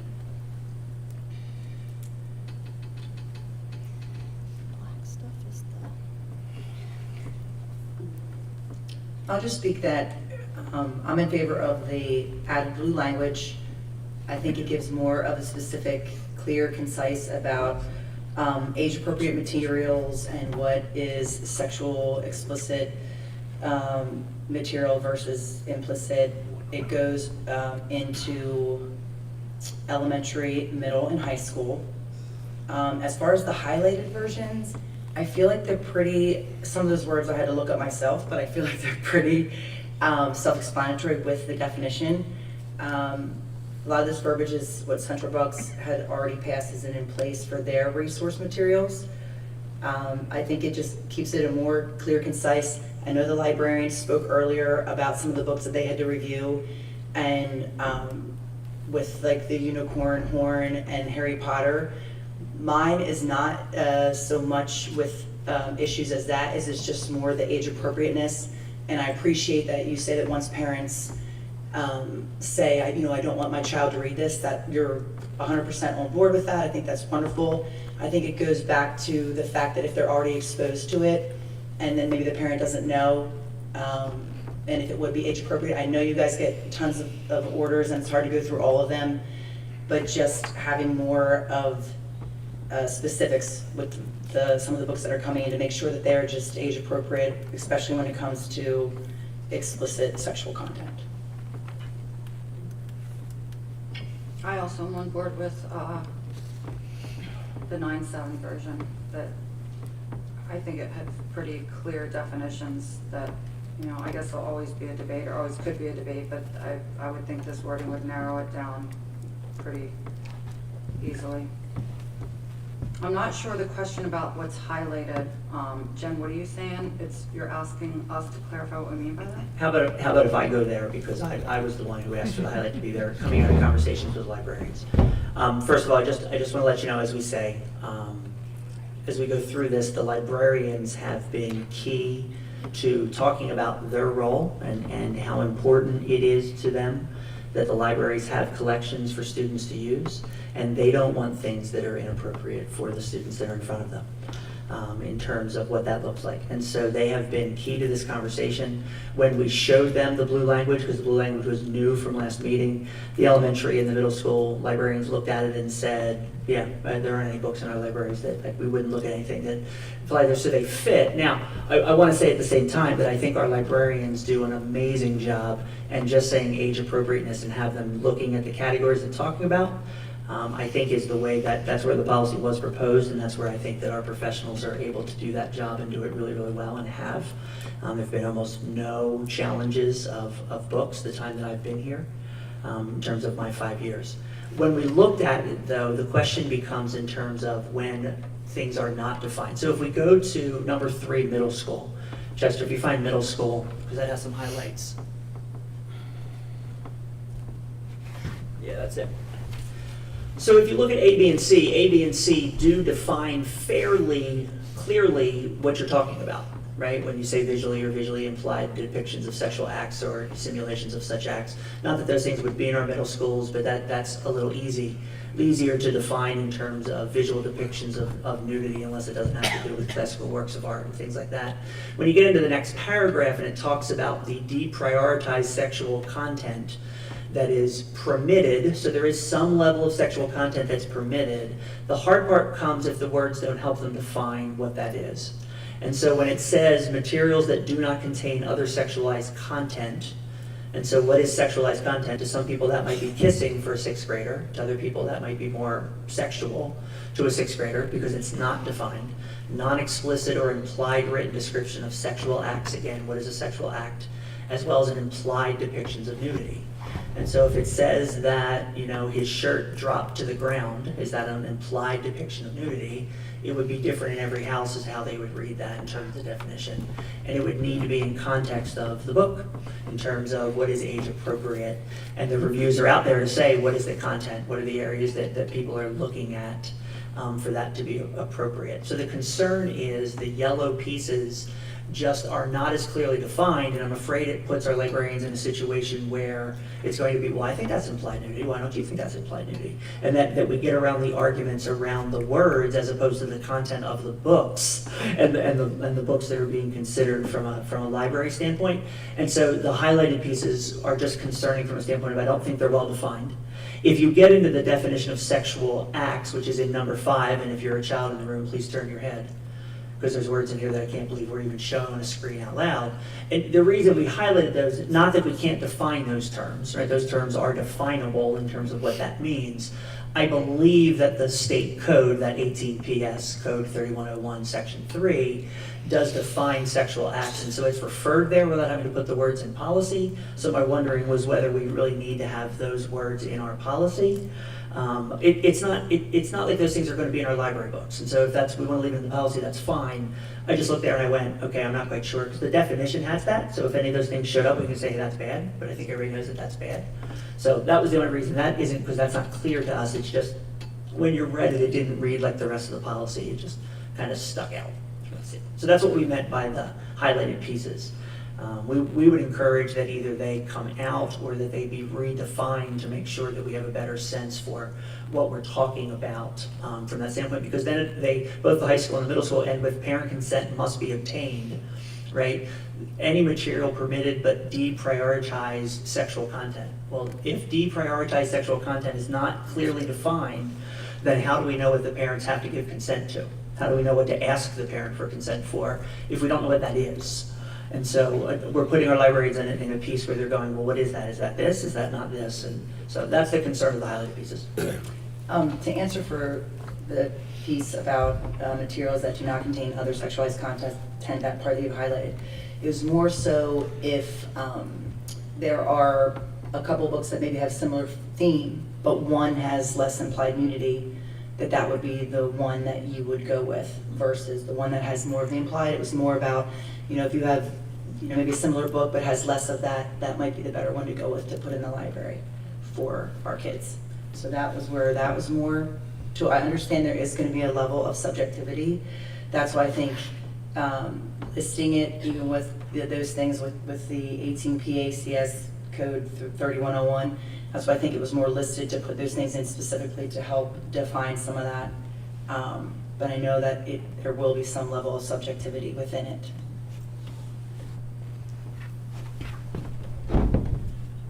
Can I add something? Just a thought. We're trying to come up with a way of having someone judge whether a book is good enough or not. And it is impossible to put it into a process. But how many books do we get new every year into the library? Why don't we, I know it's a lot, but why don't we publish that list so parents can take a look at it? And if something jumps at them, they're not going to look at 1,000 books. But if something jumps at them, they have the right and they can bring it to the school's attention. I mean, asking a librarian to make all these decisions on thousands of books a year is next to impossible. They're going to look at some, maybe, I can't imagine having to do that in addition to all their other duties. So, but we can also look at it another way and say, the public can police it. If it's if it's a concern to them, they can take a look at it too. And that helps. So that just wasn't one person is approving whether a book goes in the library. This way it allows a crowd to look at it.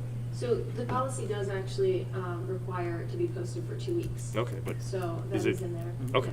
Okay. And then, well, then I should forget that. And then, But as long as people are notified of it and it's public, if you post it and don't tell anybody, then half the people don't know it. So I just want to make sure it's clearly published.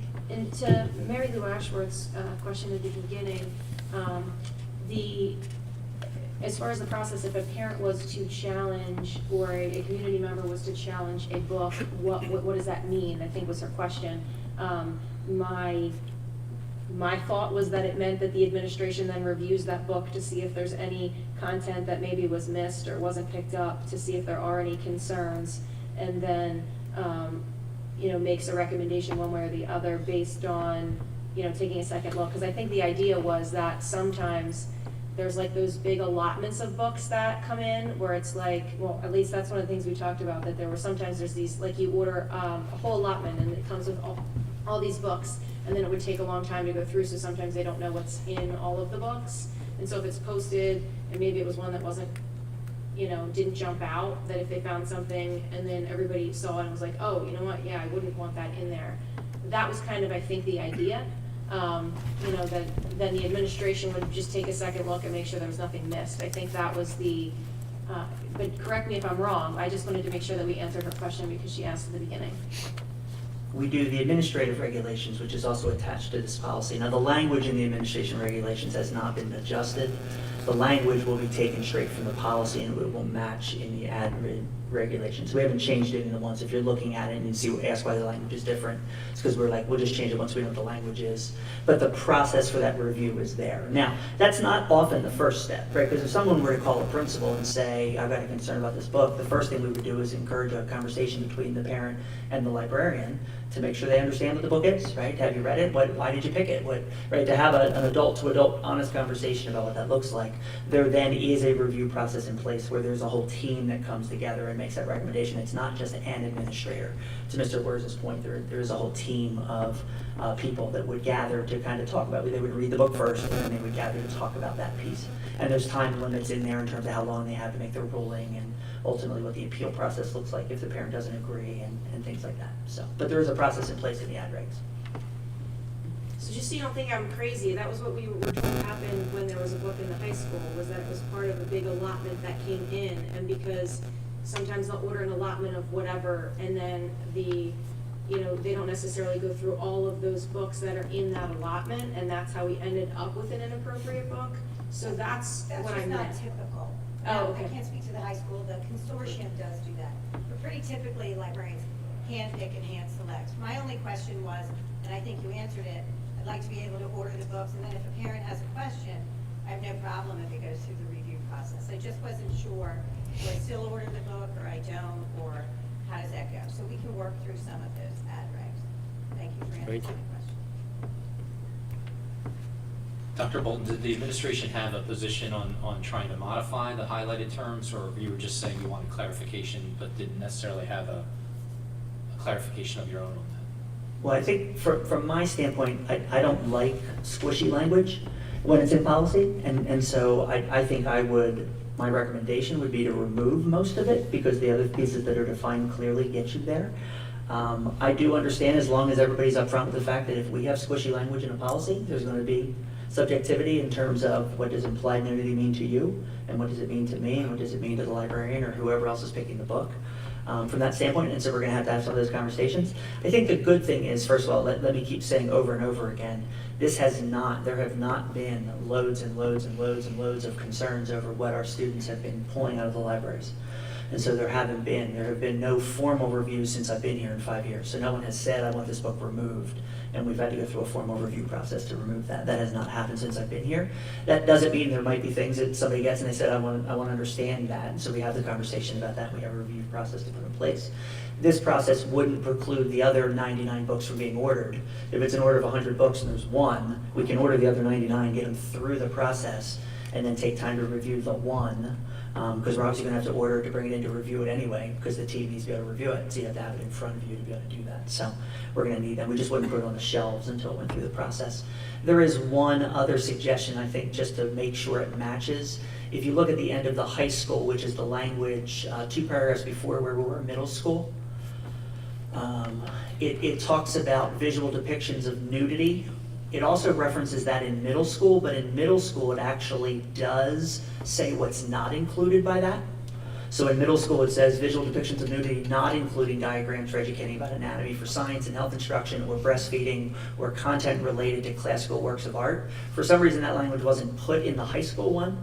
I'm assuming if it's appropriate for middle school, it should be denoted in high school. I would not want Michelangelo to not be able to be in an art book. We couldn't order an art book with Michelangelo in it simply because it's a depiction of nudity. So I just want to be very clear. So I'm just going to cut and paste that language to the high school piece as well, because it wasn't there. That seemed to be the only inconsistency of something that was allowed for middle school but not for high school for some reason.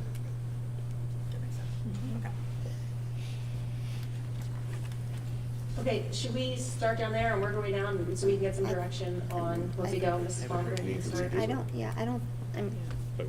I think normally we should avoid going down one by one to sort of take votes. I haven't heard any real concerns objecting to it moving forward to the next read, and so. Would that be that you'll come back with changes in that you have highlighted unless we object, or? Yeah, normally what we do is, if someone has an objection to something, like Dr. Bolton just said, he would like to cut and paste Now we know. those things into the other. So between now and the board meeting, what should occur is if you have some real objection to what's in it, then you could say that. But otherwise, unless there's a large current of people feeling uncomfortable with it, then it would just move forward.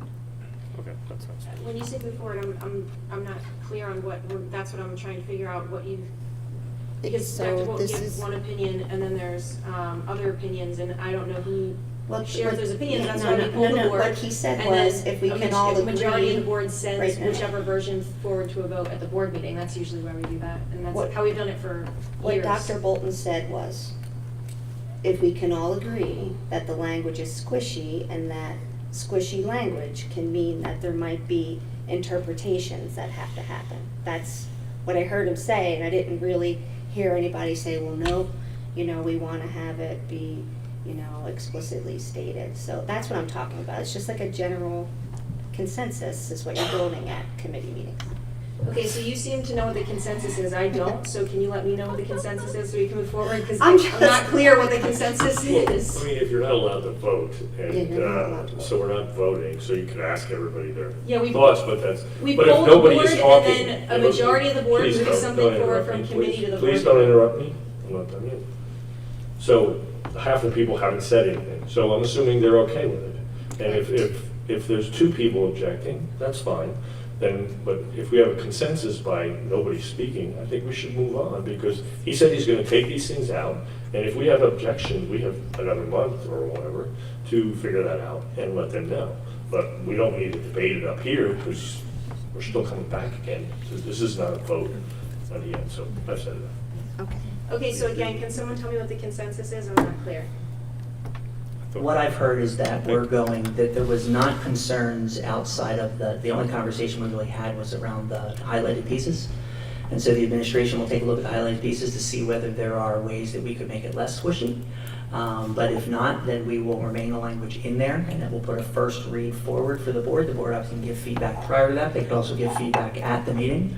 That also gives us a whole month to have this conversation, because this is for a first read. This is not something we're finally approving in September. But the version that you're looking at is the version that you should be reviewing, because I didn't hear any, other than the one addition I'm making in terms of cutting and pasting, I didn't hear anybody express concerns around pieces of it that needed to be changed, or I don't agree, or I think we should add. I didn't hear that.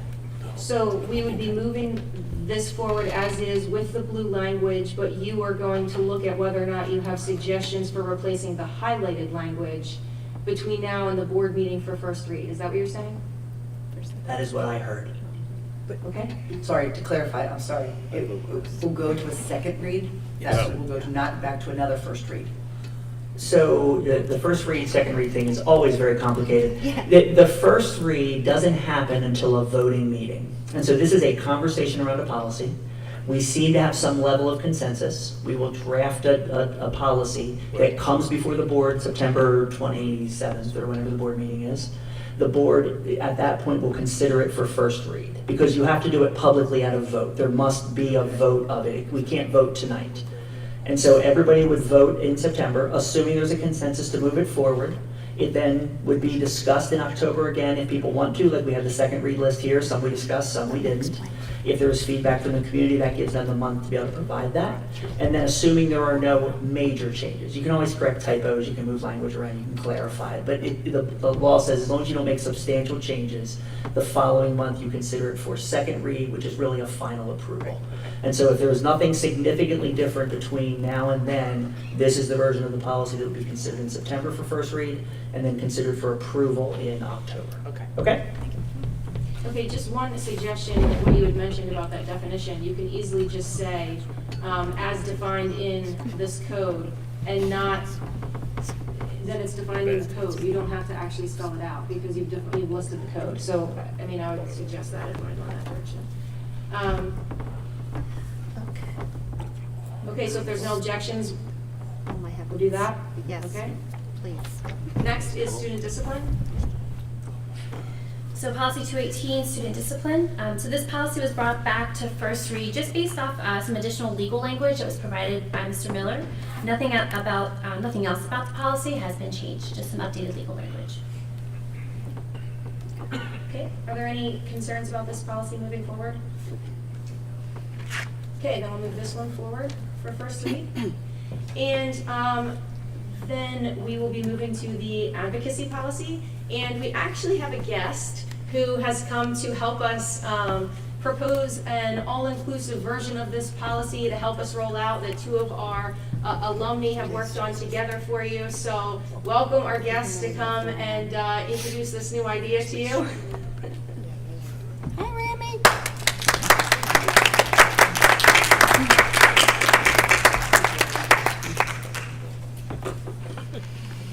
So it's the Penridge brand, if some of you can't see. Turn around.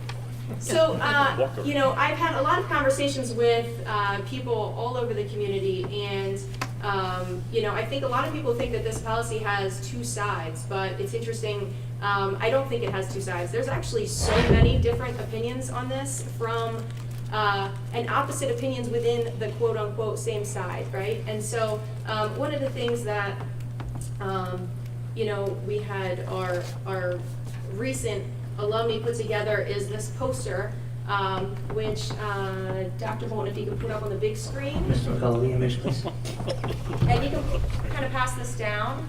But one of the things that, you know, kind of became apparent is, you know, I think that everybody has positive intentions, They can fit on the screen. but has different opinions on how to support kids.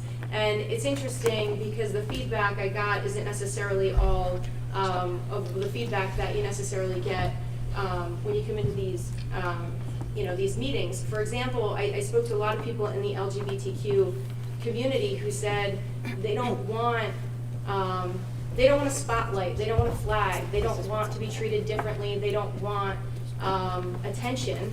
They want to be included. They want to be treated like everybody else. They don't want, you know, to, you know, kind of be like walking around with a banner on their heads, right? And, you know, that's not the only individual defining factor in who they are. And we talked about here that, you know, we want to make sure that everybody feels included in every classroom and throughout this entire district. And I think that that's the case. I haven't heard of any teachers who are not supportive of our kids. And if there are any teachers who aren't supportive of our kids, then that's the problem. Every single room should be supportive for every single kid in the entire district. And if it's not, that's the problem. And I think that this is a unifying message because I think really everybody wants to support kids for who they are. And so this incorporates everybody with our RAM, and it says you are loved, valued, and supported for who you are. No two people are the same. Every one of you has a unique combination of characteristics that make you who you are, and that's what makes you special. We value our differences, which make us uniquely qualified to fulfill our individual purpose in life and make a difference in the world around us. We're not defined by any specific characteristic. We're made up of all different kinds of characteristics. And I think that this should be in every one of our classrooms because I don't know any teacher who doesn't support every one of our kids. And I don't like the idea that kids, if they don't see a symbol in a certain room, that means, well, then this teacher may not be supportive of me, or this teacher doesn't care about me, because that's not true. And I don't think that anyone is suggesting that should be true. So I think that we should have a unifying, supportive message in every classroom and in every building that specifically states that. And I also don't like, I also don't like this kind of perspective that if people disagree with each other, that means that they can't support each other. I think that no matter what the perspectives are of all of our different teachers across the entire district and other staff members, they are always going to be supportive of our kids. They're always going to be caring for our kids. And so for me, I feel like this sends that message very strongly, and this is what we should be putting across the district so that every kid who walks into that classroom knows I'm valued, I'm supported, I'm cared about, and this teacher and every other teacher and every other individual in this entire district is going to be positive and supportive of me. So that's the unifying message that I think we need to send. The other piece that I just want to point out, and I know that people hate, when we talk about the law and, people think, well, common sense, it's common sense. Well, there's common sense and there's the law, and we're obligated to follow the law. And I know that people think that it's common sense that certain flags and certain symbols are positive and certain flags and certain symbols are not positive. But we are not the moral authority. We cannot decide which ones are positive and which ones are negatives, and these are allowed in, and those are allowed, and those are not allowed in. And I'm sure every one of you can picture a flag or a symbol that if you saw that in the classroom, you would be completely offended by, right? Everyone can think of one, so think of one in your head that would offend you, and picture that being in your kid's classroom, because if we have a rule that says you're allowed to put them in, you're allowed to put them all in. We don't get to choose we're not the moral authority. We don't get to say this is in, this is out. That's not our job. We have no authority to do that. And so this policy, I think, states that, and the solution would be to put in a unifying message for everyone in every classroom, and not keep having these kinds of battles about the other pieces and which ones are offensive and not offensive and what to put in there. I think, we open that door, we open that can of worms, and you have to let everything in. So that's all I got. Mrs. Summers, you said you wanted to clarify some pieces of this language. Oh, the language? Yeah. Back when I think it was months ago that we had talked about having a single symbol, and at the time the idea seemed like a good thing. But at this point, I think it was Raylene Esch who said that it feels like this is a fight, and my fear with now imposing one symbol in place, quote unquote, in place of something, I've begun to think about it, and to me that seems like now that would be, an imposition. I don't want it to become a symbol of the fight that we had. I would just like the fight to be over, because it shouldn't have been a fight to begin with. We never should have had the argument. Everybody should have understood that when you walk in a door at Penridge, you're welcome, you're loved, you're valued, without having to see any symbol. I noticed on the way in, I noticed on the way in tonight, there's banners hanging in the high school already that say Home of the Rams or Welcome to Penridge, something like that.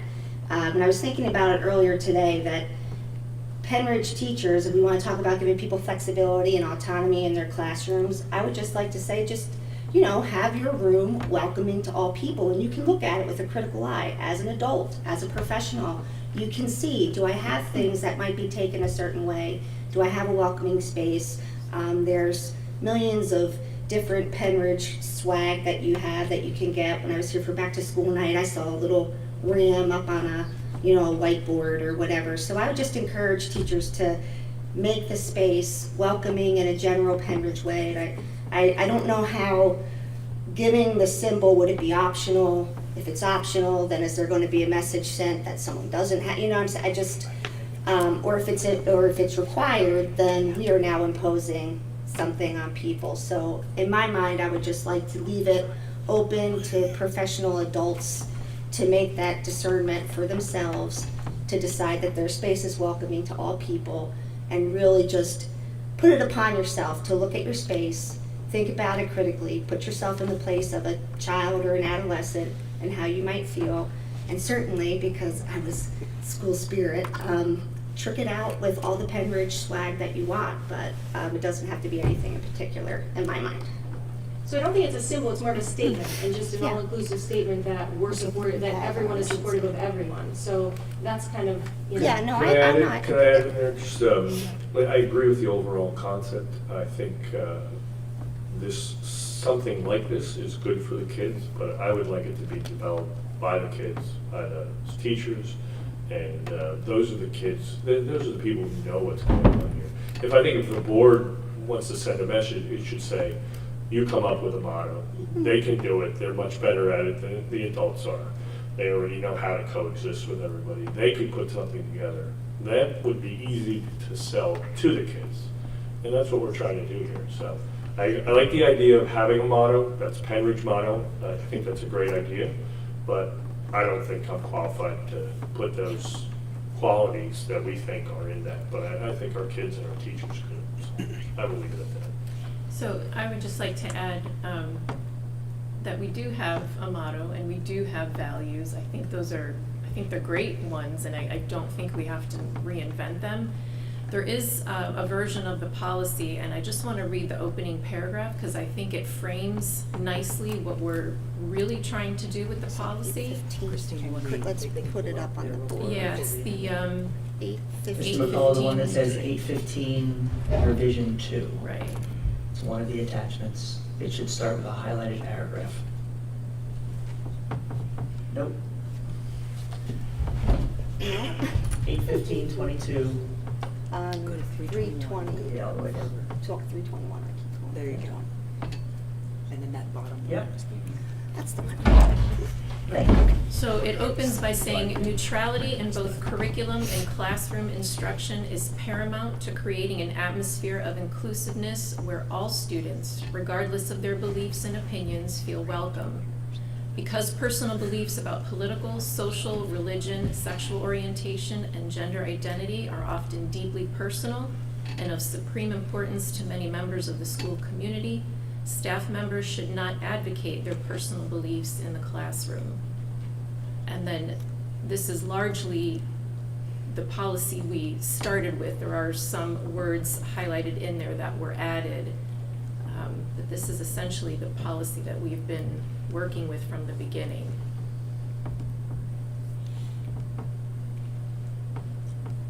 Are you finished, Christine? Yes. Are you finished? This is the version I like. I would like to move revision 2 forward. I like Megan's idea, I like Ron's idea. And maybe we can circle back to one or both of them, but I don't know if we're gonna get that accomplished tonight, but I like this version that you just pulled up, Christine. Okay, just want to say a few things. So over the past few weeks, I've heard and been sent on many things that support both sides of the compromise that I originally proposed. However, it boils down that the consensus of the board is to remove the pride flags and any other type of advocacy that could make people uncomfortable. In its current form, minus the desk part, it would most likely pass. But I've come to realize that there's another option here, and this is a Mr. Compromise, so hear me out. Thank you, Nick, by the way, for briefing everybody. You saved me a lot of time. But he brought up the case of Shurtleff versus Boston. And in that, and basically what it was the city allowed a group of people every once in a month to put a flag up, and they put the pride flag up, right? But then another group of Christians said, I want to put up a Christian flag. Now, the town said no, just like we would do in school. And they went to court over it, went to the Supreme Court, and as Nick said, it was a 9-0 opinion, which means everybody's aligned. That if you were to allow the pride flag up, you have to allow any flag. Now, we all agree that that would be foolish, because I could name a number of flags that would appall you that would have to be allowed under that policy. So, what I'm saying here is, it became a question of freedom of speech. My understanding, the flagpole that they were using, but it was about the speech that was protected by the First Amendment. So I think the question the board needs to consider is, do we allow any flag or any symbol, which we obviously can't, based on the ruling from the Supreme Court? I believe we have to take the flags down. It's at any time anyone would say, or sue us here, they will point to that Supreme Court ruling and say, look, if you allow that flag, then I can put my Christian flag up. Now, we don't want to open the school up to every flag. So that kind of makes it to the point where I changed my mind as far as what we could do. I don't think there is room for a compromise in that. However, if the policy goes forward the way it is now, it will have a chilling effect on our teachers. After all, the vast majority of teachers are doing their job effectively and continue to offer the kind of support we expect. Any well-run institution or company, and I've been in the business community a long time, never implements an overly restrictive policy because of a small minority who exploit it. It's just bad business. It's bad for the employees, it's bad for everybody else, and it's bad for the customers. The policy will end up instilling worry and fear in our strong employees who begin to second guess and hesitate their well-tooled and trusted instincts, while employees who violated the policy or the prior policy will typically continue to do so, and they will be more sneaky about it. If we burden all the teachers who are doing an already difficult job, they now have to think about every encounter with a student who seeks guidance and asking themselves, could someone view my helping this child as a political act? Now, many may say that wouldn't happen, but someone might. And could my job be threatened? We want our teachers to be there for all students. That we all agree on that. We want them to be there for all students. Don't make them hesitate when our kids need help. Now, one of the points brought up is that some children feel marginalized when a teacher hangs a flag in their room. I get that. I understand that. I think that is an issue that we're dealing with. We need to understand how the ruling impacts this in our school grounds and in classrooms, hallways, and auditoriums. So they are probably making that decision for us. Thankfully, there can still be avenues to advocate in the school, because every approved club can have some sort of presence in the school. And I think with the clubs we have, we can still show the support to that group of kids. If we pass the policy and rip down the flags, then we are to blame for that. But if we go with the Supreme Court decision, we don't really have a choice. But we can still show support. I don't want to propose that we eliminate that support. And there have been a number of incidents in the past year where children were uncomfortable with the activism in school. We've seen emails about it all the time. This was detailed by emails to the board over and over again. Dr. Bolton confirmed that all of those incidences were handled by the administration with successful outcomes.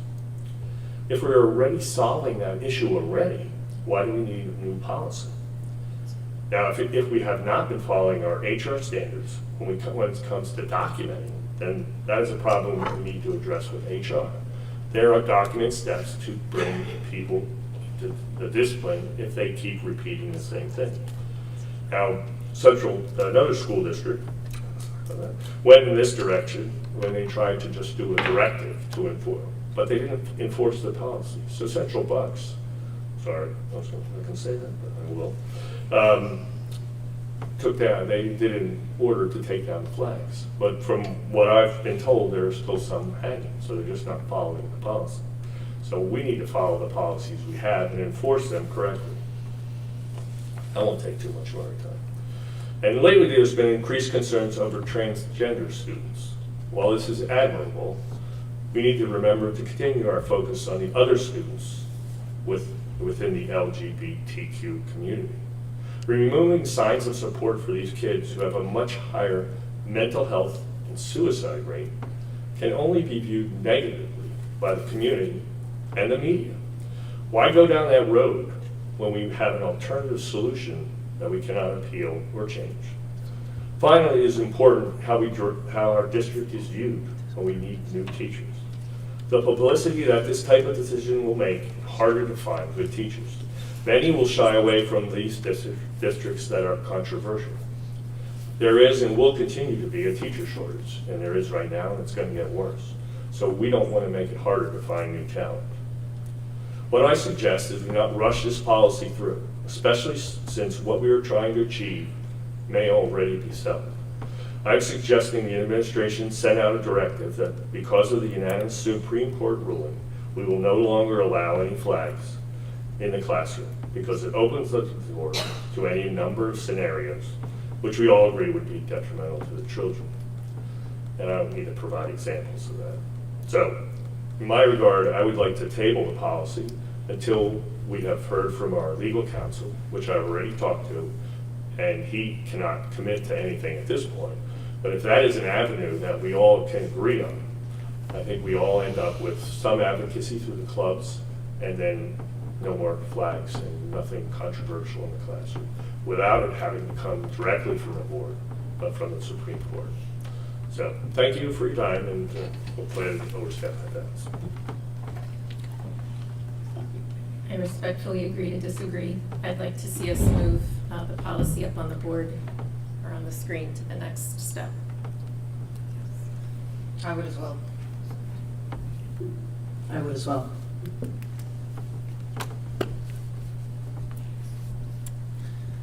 I'm good moving forward with it also. And I do think, just for clarification purposes, the Supreme Court decision came out in May. So it's part of this policy cycle. So it's not something that was in the far past. It's something more recent.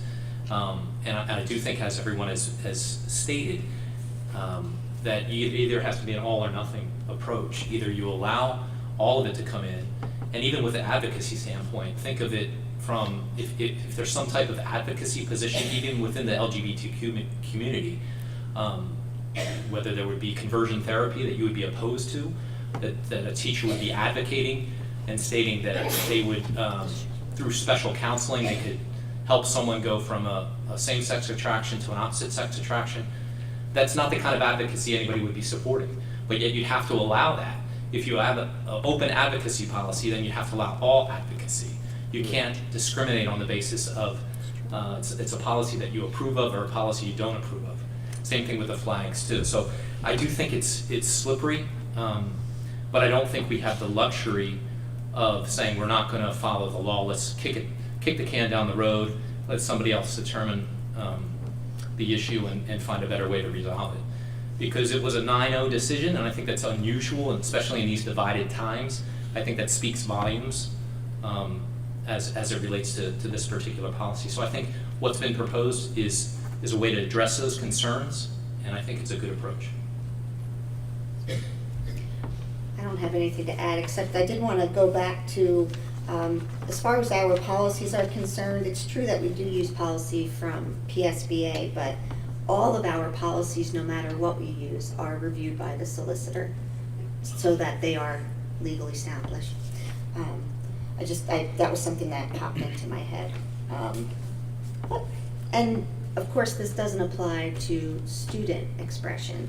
Like Ron was saying, the clubs all have banners. If you haven't been in the high school cafeteria, the banners are hanging in the high school cafeteria. So your club can be represented by your flag there and in other ways in the school. And I just want to make sure that nobody misunderstands that we're talking about student expression. We're talking about purely what is presented from the school entity's position. So when there are legal decisions that are made, whether it's by a court or laws that are being passed, those still get solidified into a policy.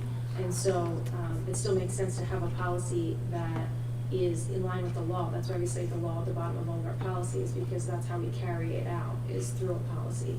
So, this is typical of that process. So I am supportive of this version. I think there were other versions that had a lot of got into the weeds of all kinds of different things. I think that this stays more on target with just the main ideas. And so I'm supportive of moving this policy forward. As far as the poster thing, I think that it's just an idea of how to get across, to the kids that they are all, that we are fully inclusive and that we care about and value every single one of them. I don't think anyone agrees with that message, so I just thought that would be a positive thing to put in there when they're talking about messaging and people feeling like they're not accepted if they come in and they see that and say, you know what, I am, no matter what classroom I'm in, no matter which person I talk to, everyone is going to be supportive of me. So, you know, just kind of an all-inclusive message, but that's up to everybody. Okay. Does anybody agree with what I said? I mean, I've heard no's all over the place, but this is such a simple solution, and now we're going to blow it up into a big deal, and it's a mistake. So, anybody? Anyone want to say anything? I'm not sure I understand completely what you're proposing, Ron, but There's implications from this ruling. We should understand them before we move this. So you're saying not to make a policy, but to make an administrative ruling on it? We should get legal counsel advice from it. What's interesting is that we've spoke about it a month ago, and there's been no attorney that's disagreed with our interpretation. We've had it out there publicly. I've spoken to others. Disagreed with our interpretation of what? This is about a Supreme Court decision. So it's either all or nothing. Yes, and we're saying nothing. Correct. But Because if we're you're gonna- saying it's nothing because of the Supreme Court, not because Because we're that's the doing it. law. That's the law at this Yes, point. so right? we don't need a resolution for that. Well, It's already no, covered. well, You can the- do that with an administration. Yes, you can. I spoke to Dr. Bolton about Well, you're this. You gonna, can. what happens is, if you look at the ruling, you've allowed a public forum to be created in the classroom. Mhm. So if a public forum is created in the classroom, anybody can put anything they want in the public forum, and you can't discriminate based upon content. So we can't have a state actor saying, we don't agree with this content, pull it down, because you've created a public forum. You're overcomplicating. No, it's not overcomplicated. Yes, there is, if we do not have to be, what you're taking this whole thing and putting advocacy, and it's gonna end up affecting the teachers' ability to do their job for such a small number of teachers who are having a problem with this. We are trying to take care of a problem by using a sledgehammer instead of going after the people who are causing this problem. And there are very few in this school district. And when you put a rule in that squashes everybody, you're gonna get ramifications for that. I don't see how anybody can not see that. So fix the problem, fix it, go after the ones who are causing this, which are very few. So Why I would still you don't see put what a you're rule proposing. over everybody? What is it that you're Don't you specifically understand proposing? I don't see what you're specifically You proposing. say you different than have this. one teacher who's being an advocate that we really want to stop, and 99 who are not. Wouldn't you let those people be free from this policy so that you can concentrate on the true bad eggs, if there are any? But if you handicap somebody and say they have to think about their job every time they want to advocate for a kid, because, oh, is that an okay advocation? Or no, because the policy says everything is off limits. Everything is off limits.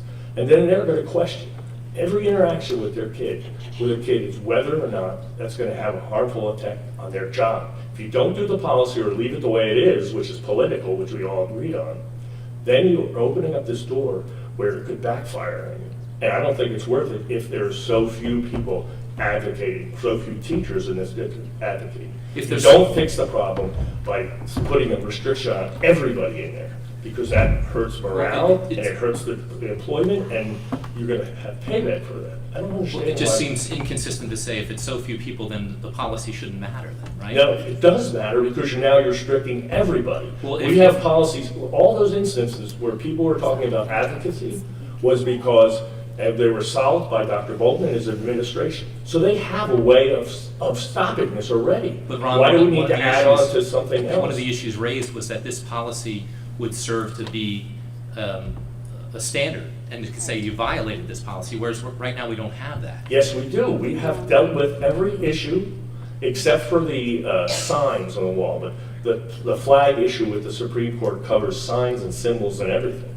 And everyone, I asked this question because I said, if we're not dealing with it, then we need a policy. But my argument is we are dealing with it now. And people are upset about those instances, and I support that. But don't put a rule that restricts other teachers who are just doing their job.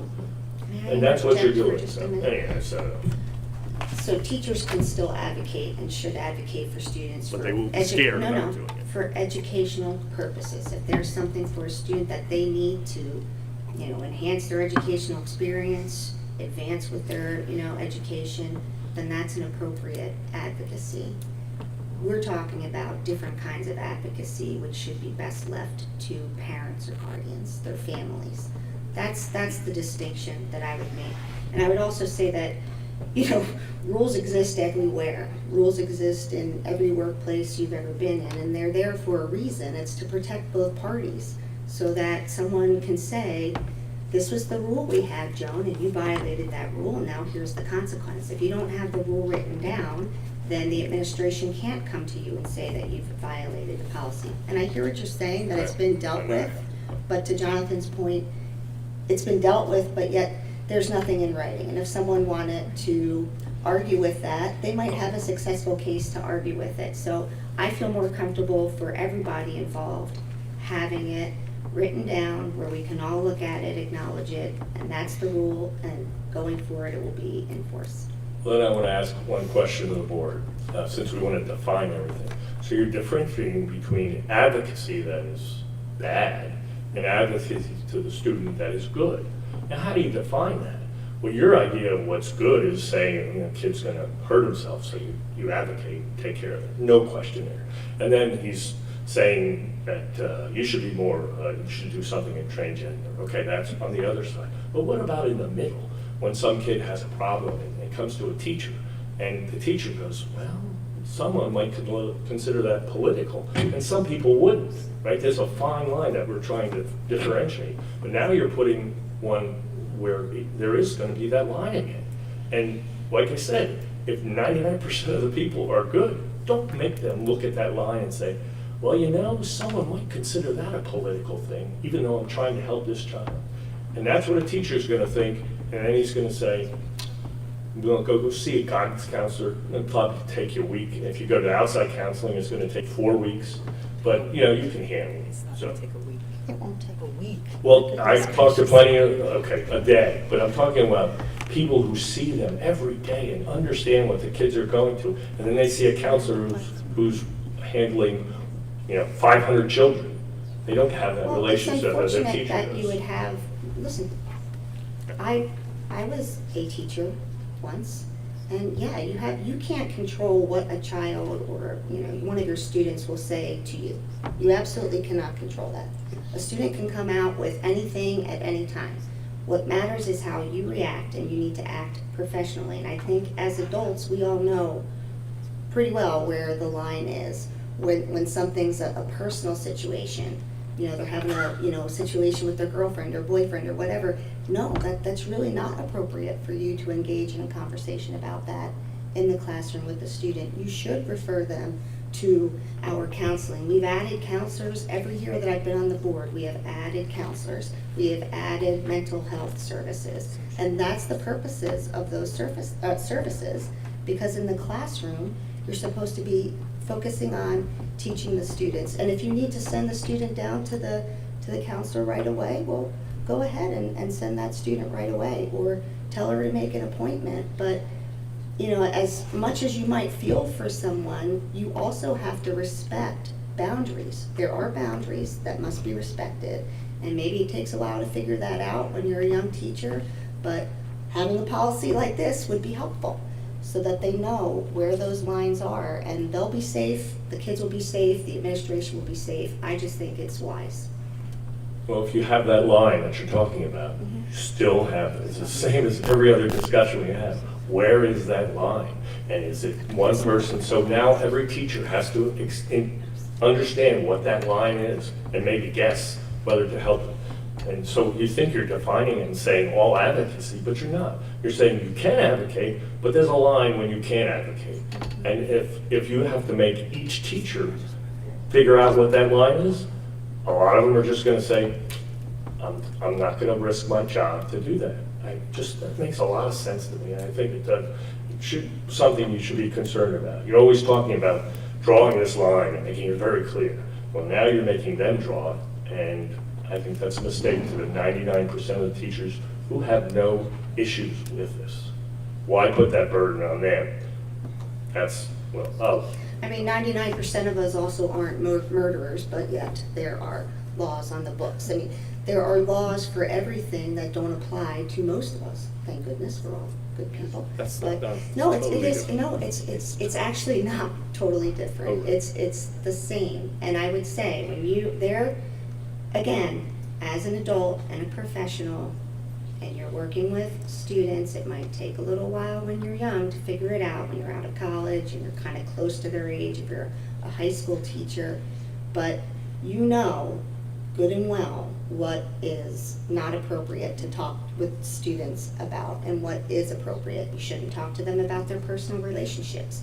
You shouldn't talk to them about politics. okay, You know, let's what do add you that think? to the, let's So, add that to the process. Ron, Put it in the policy. It's all about being If it's a so normal, clear cut. functioning, professional So they adult. should use common sense? Is that what we're saying? Common Oh, we sense, can't. and this will be the policy that will let them know No. if you cross the line. Well, you can disagree with it, but I mean, Well, I'm just not. stating my opinion. Yeah, I no, think it that's doesn't fine. make any sense. I'm not Yeah. out to anger anybody, but look at it No, I'm from not another angry. perspective. I think sometimes we dig our heels in, and I've compromised multiple times, but nobody seems to want to meet in the middle. Well, I think we are meeting in the middle by saying you don't want to have just one side presented. I mean, Where's I- that line? Where are you going to define that line? I don't think it's as hard as you're determining, because I went to back to school night at in a world cultures class. The teacher specifically said the students can present any issue they want, any topic, but if they don't present both sides of the issue, I'm going to present the other side. So be prepared to present both sides, because we want to raise kids that are able to see both sides of an issue and not just one side of an issue. So it's Totally not agree. that hard, Ron, to see both sides of an issue, and that's what we're No, trying to encourage. But you're So an not, you don't advocate- lose your job if you make the wrong decision. An advocate is not looking at both sides of an issue. An advocate is only advancing one side of an issue. I agree. So I that's agree. what we We're don't not want. We don't arguing. want somebody just advancing one side of an issue. We want a class, we want I agree students to with be able to that. see both I- sides of an issue. I agree with that. Then that's We what all- we're saying, and No, that's in it the is not. policy. That's not what the policy Well, then says. how would you define advocacy then? But I can't define what you would say is acceptable advocacy and what you would say is not. You keep talking about it before, you were saying, you can't decide, Megan said the same thing. Oh, you can't put all this stuff in a policy, so you just cut it off. Well, you're not cutting it off. You're saying some advocacy is okay, right? No, you're Is saying it if something you're gonna okay? present- if you're Is gonna there some present- things that kids can advocate, the teachers can advocate to the kids? Is it? So Yes or Ron- no? Ron, in the policy, it says that you cannot advocate for political, social, religion, sexual orientation, gender identity. Those are the things on the list. Mhm. So anything outside of that, if you are advocating for the field hockey team or the Getting a good night's you- sleep. or I mean, That would be nice. or know? even autism doesn't fall on this list, because I think that was an example that you brought up before, like support, like. Well, say you were those- supporting breast cancer, and Again, that another doesn't- person has, he supports lung cancer. I would be offended that this teacher is taking this time so I couldn't advocate for that. I mean, you could come up with examples all over the place. Neither of those options Fall would within the fall within any of these categories. I think that's the point. I think there are still plenty of them. I think it's really specific and clearly you're underestimating our teachers. I think they know full well what we're talking about and they're going to be able to manage that. let's move on. Yes. I agree. Okay, so, moving this forward to the board meeting for first read. And that brings us to the end. Any other comments or questions before we move to public comment? Okay, then we'll move back to public comment, and we have 3 people signed up for public comment at the end. The first is David Bedelian from Percy, and then the second person will be Leah Rash from Hilltown.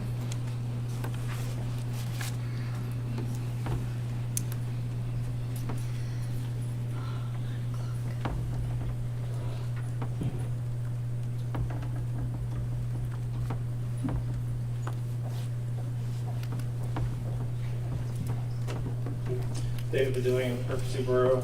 I wanted to speak to the resource policy. So I had shared with the district, I looked at kind of some of the library books in the high school and just kind of gave an example of what I saw as a lack of diversity in viewpoints and perspectives in a particular area of topic, right? We've all seen that. And I appreciated that the district looked into it, responded and kind of addressed it. But the concern that I have is I know there's a lot of focus on appropriateness as it relates to the, sexual content. I was the one who brought up gender queer, so I appreciate that the board's focused on that. But my issue is the response that I got was, hey, we acknowledge that there wasn't a full balanced discussion in this collection on this topic, and as a result, we're adding the books that you suggested, right? But the response we often get is, well, we're the professionals that don't critique. Well, why was there not a balanced viewpoint is my question, right? As an engineer, right, we're taught things like trying to understand root cause. What's the root cause, right? Why is there not a balance in certain areas? I looked at, and I'll send this data to you. I'm a data person, I'm an engineer. The lack of diversity in the one area that I showed you is the same across every high school in Bucks County. The same, okay? For example, the book by Abigail Schreier, right, talking about the issue of transgender among young girls, right? It's at least a topic that's everybody's talking about. Not one high school has that book, not one. And yet elementary schools have books on transgender for kids. So I'm sorry, the focus is often like, don't attack the librarians. I'm not talking about the librarians. There's a system issue because every library is the same across the high schools in Bucks County. And I'm sure if you look at the elementary school, which I can't do because it's way too much time, you'd probably see the same thing. So when you're looking at the policy, if you're not looking at that issue and understanding why that is happening, then you're not addressing the root cause. And it's not, I mean, it's a critique of whatever's going on. I'm just looking at the data. I'm looking at what's the output. And I'm hearing that librarians do look at every single book and they do handpick, but what I'm seeing in the data is that either they all think the same, or they all are operating under the same conditions, or they're not looking at everyone, and it's publishers and other organizations that are only pushing certain books. So I'd like for the board to look into that more before you move forward with the policy to make sure that you're actually addressing that issue, because the ALA and the librarians talk about book banning, but nobody talks about the censorship that's happening in the library itself. There are so many books that I suggested to you that are zero across every high school. Black conservative authors. Like, I don't understand. But yet, Ibram X. Kendi, for instance, which I've read, which is on my library, is like 88, 90%. And many authors that have that perspective are that high percentage-wise. But Shelby Steele or John McWhorter, who's not even really a conservative, it's like almost 0%. Mr. Bailey, we've hit your 3 minutes. If you Thank you. finish your So sentence, thank you. please look into that issue before you move forward with the policy to make sure you're addressing all the root cause. Thank you.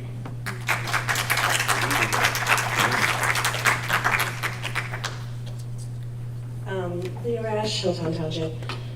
I feel like there's a pretty obvious and clear line on library resources. If there's a book that invalidates someone's existence, it probably shouldn't be in the library. We shouldn't have books that invalidate the Holocaust or that slavery existed. We certainly don't want books in there that say transgenderism is not real and it's made up. It's hurtful for the children in our school where that is their life. I like the data, so it'd be helpful maybe on your website if you show the data that shows neutrality creates inclusiveness. Actually, grades go up, performance goes up. When children see themselves in the textbooks, on the walls in the room, there are endless studies for it. I'll send it to you happily, but it's real research. My final point, conspiracy theory. This is embarrassing what you guys are basing your judgments on. You did it around COVID. If you'd like to go through CDC numbers, I will happily sit down with you and explain them to you because I have experience in it. You did it with CRT and DEI. Never existed. Thankfully, Dr. Bolton put some context around one of your hollering points, but you've never done that. There have been opportunities to do this as a board, that even when the person who introduced the White Fragilities book, I agree, was not part of the curriculum, violated the policy, but you could also say it was done in a conversation around To Kill a Mockingbird, which is a story about can a black person get a fair trial. unsegregated South. So that expert actually may have been appropriate, even if it wasn't done properly. It wasn't done to like make someone feel bad about being white. Lastly, the implied written description, that doesn't even make sense, but okay, of sexual acts, Tessa de Urberville's Romeo and Juliet, Scarlet Letter, full of implied sexual, Tessa de Urberville gets raped. I read that in 10th grade gifted English here in Penridge. Has a baby, dies, she falls in love, gets married, tells her husband about how she was raped, he leaves her, she goes and lives with the man who raped her. That's the story. 10th grade gifted English, Penridge. Like, it was classic English, right? Like, you don't know what you're talking about. And I feel like I've been kind of patient, but I'm just so done. Like, it's embarrassing. It's really embarrassing. Thank you.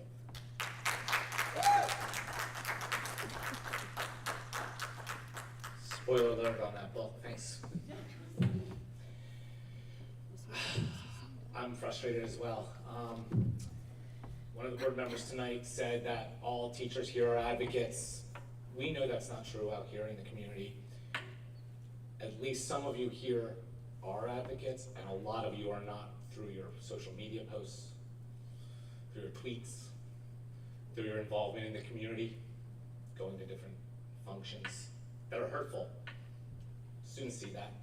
They don't feel supported by you, maybe some teachers, hopefully a lot of the teachers, I should say. Some of you mentioned you should bring in the gym teachers and the social studies teachers to go over the scheduling.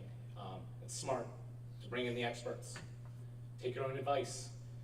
Use that for other fields that you're not qualified to discuss, such as the advocacy policy. I agree with you, Mr. Wertz, there is a gray area, and it can't just be black and white and boom down the middle, here we go. There's gonna be mistakes made, and these are our kids. These are our kids' lives we're dealing with here. So we can't just leave it go, hey, let the teachers, when they're young, they'll learn. Yeah, that's really bad advice, so. And then to that point with trusting the experts, you had some librarians here tonight. They're probably some of the most educated people in our school district. As far as I'm aware, they have to go through graduate level studies, graduate with a master's to become a librarian. They are your experts. Use them as the resource for the books in the classrooms as well as the libraries. Those are your experts. You're using them for a gym teacher to figure out how many times they're gonna throw a ball. And believe me, I love sports, but if you're using the expert for that, smirk all you want, but you know that's right. Thank you, Joan.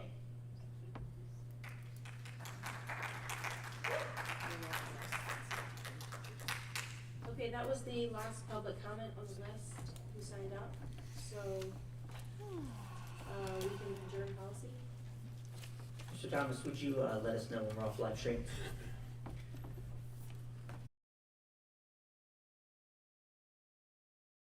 Wait, we're doing finance first?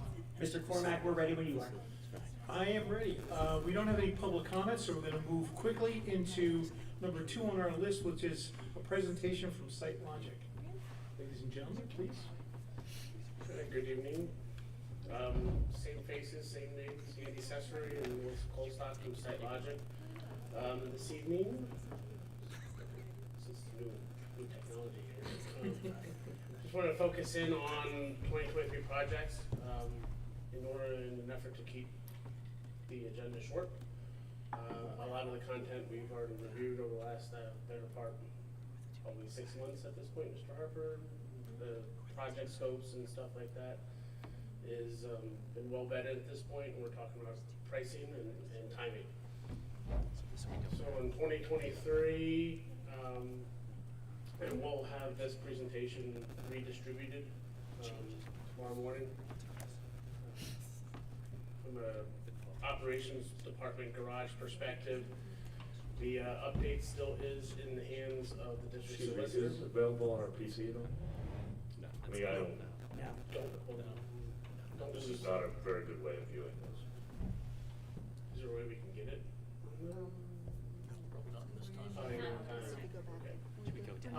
From an operations department garage perspective, it's the same update as prior, where it's with the district solicitor. with East Rock Hill Township, specifically on the risk as it relates to the special exception that was previously approved some odd decades ago. For the 2023 site work and the bid projects, our timetable here is basically setting up for a bid opening in late October with the timing of the facility committee meetings and the board meetings in October, November, December. It'll likely be on the committee's agenda for the December committee meeting, despite the bid opening in October. The bid openings will typically have a 60-day validity to them, with it being a public bid opening. So as that December committee meeting comes about, and the reorganization meeting, I believe in that same timetable, we should be within that 60-day window. Just clarifying that the committee conversation will be at the November committees, and then the December, we don't have a November voting meeting because of the reorganization, so we will vote at the reorganization, which is that first week in December. Correct. Thank you for the Yeah, clarification. sure. Correction. As it relates to the prioritization and the 2023 maintenance projects, I believe last month we talked about some additional projects that were being identified via the administration and additional evaluation. Some items just are new that have come up. We presented a range that had a high of nearly $1 million. This is our current updated range using pricing to date. The range is still showing a variable degree in there as scope and evaluation of pricing received continues over the next 2 weeks. This will be included in the finalized Amendment 7 document that will be distributed to the committee, not next week, but towards the end of next week, after we've engaged and included feedback from the administration and from the scope.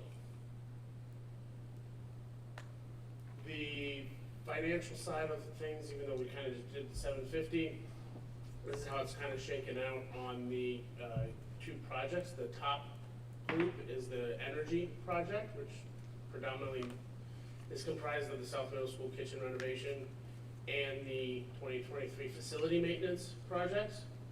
And then the bottom group is the updated range from last August with the scope shifted around to be, this is what will be going out to public bid for the aforementioned consideration at the, or I guess presentment at the November committee and December voting meeting. The bottom half, just for big generalities, is that salt storage garage shed, the garage in its current design, and site work, so it's additional paving and parking lots. Sans the lot number 2 that the committee had removed about 2 months ago. The top half, going back to the top half, is this Amendment 7. This is the energy savings. To refresh everybody's memory, we are taking a unique approach to this, where we have solicited sub-pricing, and the amounts shown here is a not to exceed, is where we are today. We're going to continue de-scoping the pricing that's received, working with the administration and specifically Kelly or Mr. Harper in honing into that scope of desire. We want this, we don't want that, change this, don't like this idea, put this idea in, and so forth. But from an advertisement perspective, to take advantage of the pricing that we are receiving today, and as we all know, that it's been continuously getting worse, and to preserve that September 27th board meeting, we're recommending an advertisement of $5.3 million.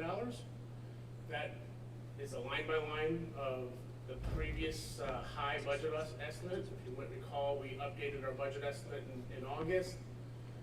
The pricing that we're receiving is tracking at the high and in some instances above high, but we're confident as we continue to work through, we're seeing those trends of shaking out the dollars to get at the budget. So while it says 4.2 versus a 4063, it's been adjusted to remove the scope of work for which the committee and the board had already awarded last month, specifically the South Middle School kitchen equipment only.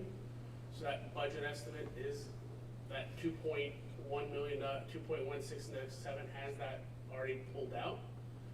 And that's where you get that line-by-line comparison on a base scope. The diesel fuel tank replacement, we previously said it's anywhere from 300 to 400. We're showing right now at 350. And then the potential items that we just saw about 2 slides ago, that's where the 750 is. Well, that's tracking well under expectations at this point, but there still is a lot of fluidity on to be had through conversations on the scope.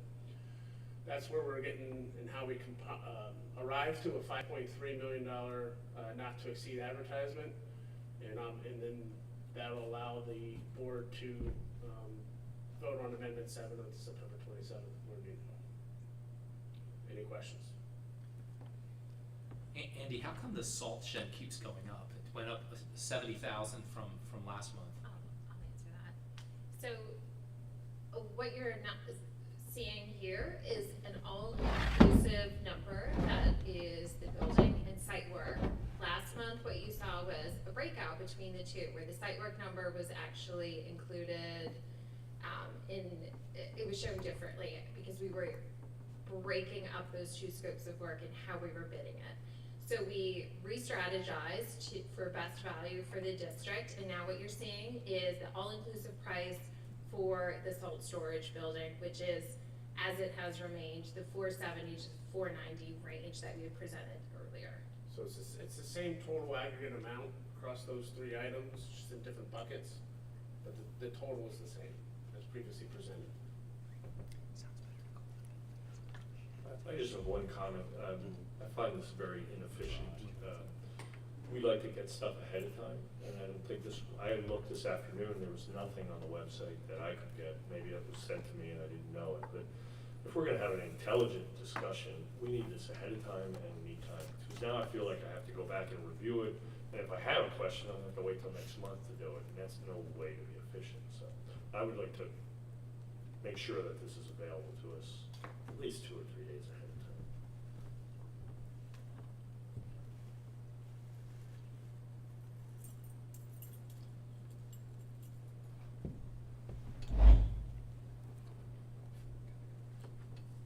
Do you have any comments, Mr. Harper, on what they've proposed, or not to extend the meeting out any longer, folks? Sorry, Mr. Rice. No, my only comments are these are things that we have been reviewing over past several months, and some of the numbers have changed, as I've noted, especially the salt shed. If you remember last board meeting, there was a change. We hope to get a economy of scale by a change order through an existing vendor, which came in higher. So we pulled that back because it really wasn't of value and came back to Plan A, just bidding out the whole project. So that's one of the changes you see. Everything else is fairly consistent what we have discussed previously. Okay. Any other questions for the folks at SiteLogic? Dr. Bolton, I no have a quick questions? question. When things are sent in, like I know we talked about things being sent in 2 or 3 days ahead of time. Is that sent in to just the administration, or is that also sent to the facilities committee? Because I would think that it would go to everybody a few days, like at the same time, so that the facilities committee can also see it before it gets posted. So I think anytime SiteLogic is sending it in advance, the facilities committee should be copied on that. And we agree, we'll look to follow. We obviously need to tighten up the timing. SiteLogic has been, at our request, trying to make sure they get the ban of pricing and updating the pricing as regular as possible. And so I think that impacts in terms of turnaround time. So we'll need to work with them to take a look at that time that we do. Because what we normally do is about a week in advance, we have a planning meeting where we kind of talk about the topics so they can develop the slide deck prior to that. And then to be able to turn around that slide deck and get that out to the whole board, not just the facilities committee, obviously, the week before. So we'll work on that timing with them, make sure we can do that moving forward.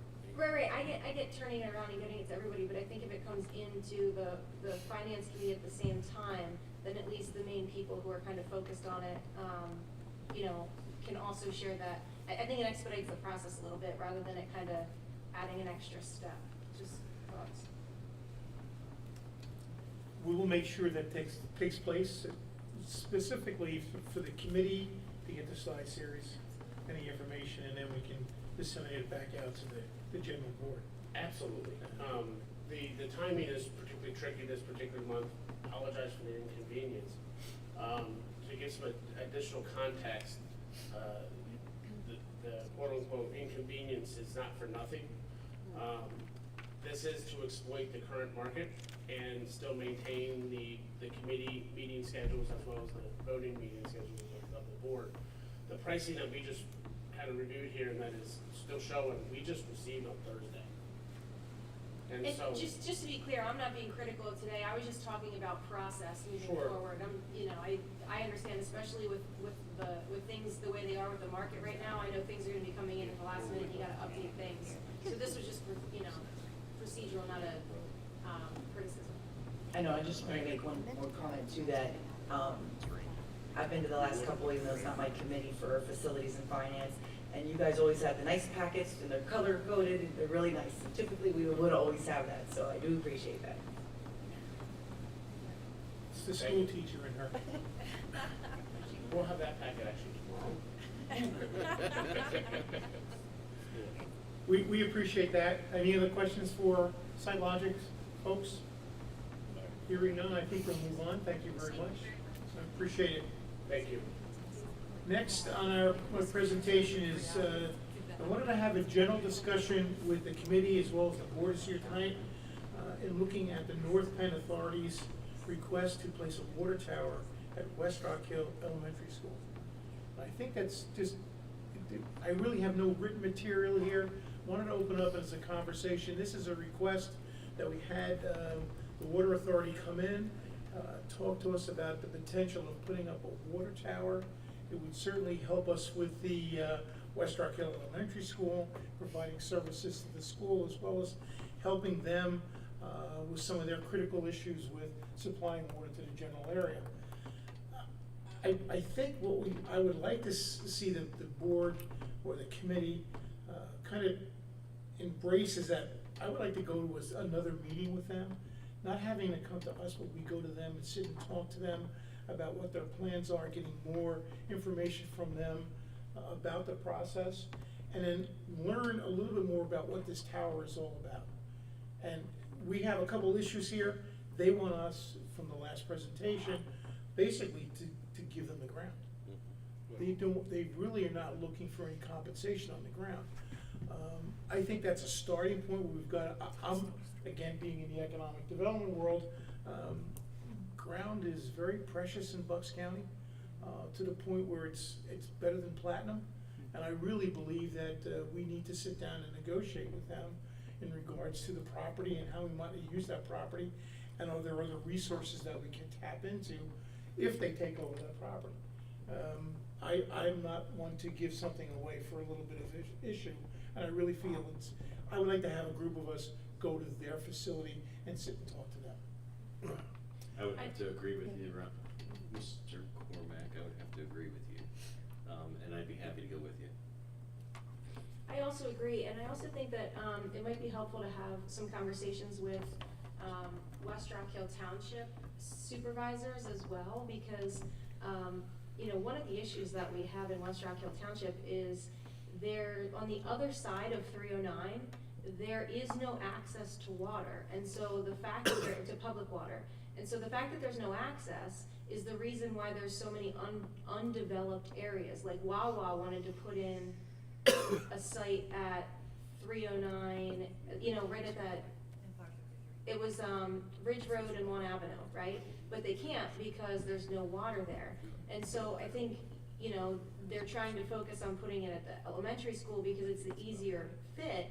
But if they put it across on the other side, which would be, more money and effort on their part, it would actually really support the township, because then the township would be able to have water on that other side to be able to do some of the things that they're not currently able to do. So those might be some other things to, kind of get information on the way in. We don't want to get involved in too many things. I mean, if they want to make a proposal, I would like to know what's in it for us. If putting a tower there helps water on the other side, well, then let them tell us that. But I don't think it has anything to do with that and this valuable land. And if they don't want to give us any money for it, I don't even want to talk to them. And I would like them to come back with a serious offer before I go in any other steps, because we're not getting, I don't know what we're getting out of it. And if it's not money, then Should I suggest that you should be part of that group that meets with them? No, I won't meet with them until I see some sort of an idea of an offering. If it says they want us to give it to them, I'm not gonna waste my time, sorry. What's in it for us? I do agree with that. Is there a way to find out from other transactions that they've had with another property or another entity to find out what happened? And the reason I'm suggesting that is early on in the cell phone usage, people were trying to put towers up. And if you weren't fully aware, you would give them the right to put the tower up, but then they were subletting tower space. And you could have, the smart ones were negotiating subleases on those towers. But if you didn't know that that was even available to you, you missed out on that opportunity. Sending the attorney. So there'd be Yeah, some. I vote to We're send sending Jonathan the attorney. I don't have the knowledge base on this, but I'm just saying. You take the time to do that. I'm just saying that if there's a way to find out where they put it, like a water tower up, and find out who owned it and what what was the compensation that was paid. Who has the time to do that? Yeah, I don't know. Okay, well, I don't, and, Well, I think it's fair to ask him. I have reached out to a couple municipalities, one in particular in the lower end of the county, that was involved with the cell tower and involved with telephones. And I do know basically what they walked away with when they sold the tower. So there is a net worth there to a great extent. And I think it's an important issue for the school, for the district, for again, the elementary school, but I think there's a way in which we can negotiate with these folks and come out with at least a proposal that equals what I think the project is worth. Sure. That's fine. I know a couple of years, I was gonna say, I know a couple of years ago, they did talk to West Rockville Township, and they were looking for the same benefit package, if you will, as we are as well. All right. We'll be more charming. I don't know about charming, They fail. but we'll certainly, we'll put a group together. I'll make arrangements, I'll talk to them, and I'm assuming Kelly, you want to be there, or Sean, or Dr. Bolton will extend that olive branch to all of us, so we can make it a happy time frame. And Joan, of course, you're always welcome. I'll pass. I just wanted to add a question for that, for if you guys go, I don't have a big knowledge base, not that I'm not opposed to going to the meeting, it's a possibility. But they mentioned in their presentation that they're, I think, believe federally funded, and that's where and I don't have a knowledge base in this either. But in my mind, I would want to know if we would go that route, are we, I don't know, do we lose any kind of local say in something? Yeah, no, that's important. That was one question that kind of popped up. I know he was just having a presentation, but maybe that could be something to be asked. No, I appreciate that, I appreciate that, thank you so much. Can we brainstorm, or can you, Bob, remember the questions that people, so that we don't forget to ask them before we go? Yep, definitely. Okay, so we're gonna move on. We're gonna go to obsolete items. Sean, Mr. Dahlberg, please help us out with that. Okay, we have a number of obsolete items. First of all, at the high school, we have textbooks that have already been put out for purchase. We had no takers, so they'll be donated. Chairs that will go on to Municipid to sell. Music equipment, some of it will go to public surplus to sell. Some will be recycled depending on the shape it's in. Another set of textbooks, again, we've tried to sell these with no takers, so we will donate them. Tables and cabinets, again, Municipid for the items we can sell, and scrap for the items that won't sell or are in too bad of shape. And then a block printing press, which is in pretty bad shape, that would just go to the trash. Over at South Middle School, we have a 1960s era table saw that we have upgraded, and we are we replaced that with an upgrade. We brought it into the new century, and we put that table saw in Municipid. Over at Siler Elementary School, we have some tables and chairs that are obsolete, so we'll put those on Municipid. At Dibler, we have some textbooks there. Again, the textbook companies did not want them, so we will donate them. And at Bedminster Elementary School, some wooden tables and we'll put them on Municipal also and try to sell them. Thank you, sir, we appreciate it. The next committee meeting is scheduled for October 11th, 2022. October. Thank you. And here we are, finance. Any public comment? I'm looking. Crowd is at, hands are all up. Nope, I'm sorry, no public comment. Mr. Gilbert, please. Okay, the only thing we have for finance tonight are a number of contracts, so I will swing my way through those for you. And if you have any questions, please stop me, and then we'll try to get them answered for you. But letter A is Devereaux, which is an extended school year service for a student identified as 2023-11. The cost is $503 per education day, and that is for the 22-23 school year. Delta T Group Incorporated, this is for one-to-one support for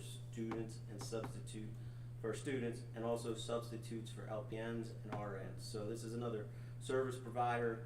We're really working with this company for the one-to-one supports. That's the major item here, but we also want to have access with that company to perhaps get it substitute LPNs and RNs if needed, and just give us another alternative for those people. So, but the main goal there is the one-to-one support. The next one is Healthy eTools.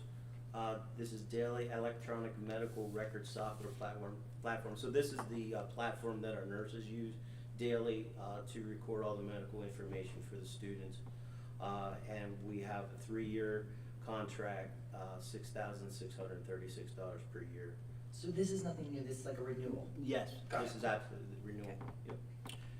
The next is Bucks County Intermediate Unit, Homestead Farmstead Agreement.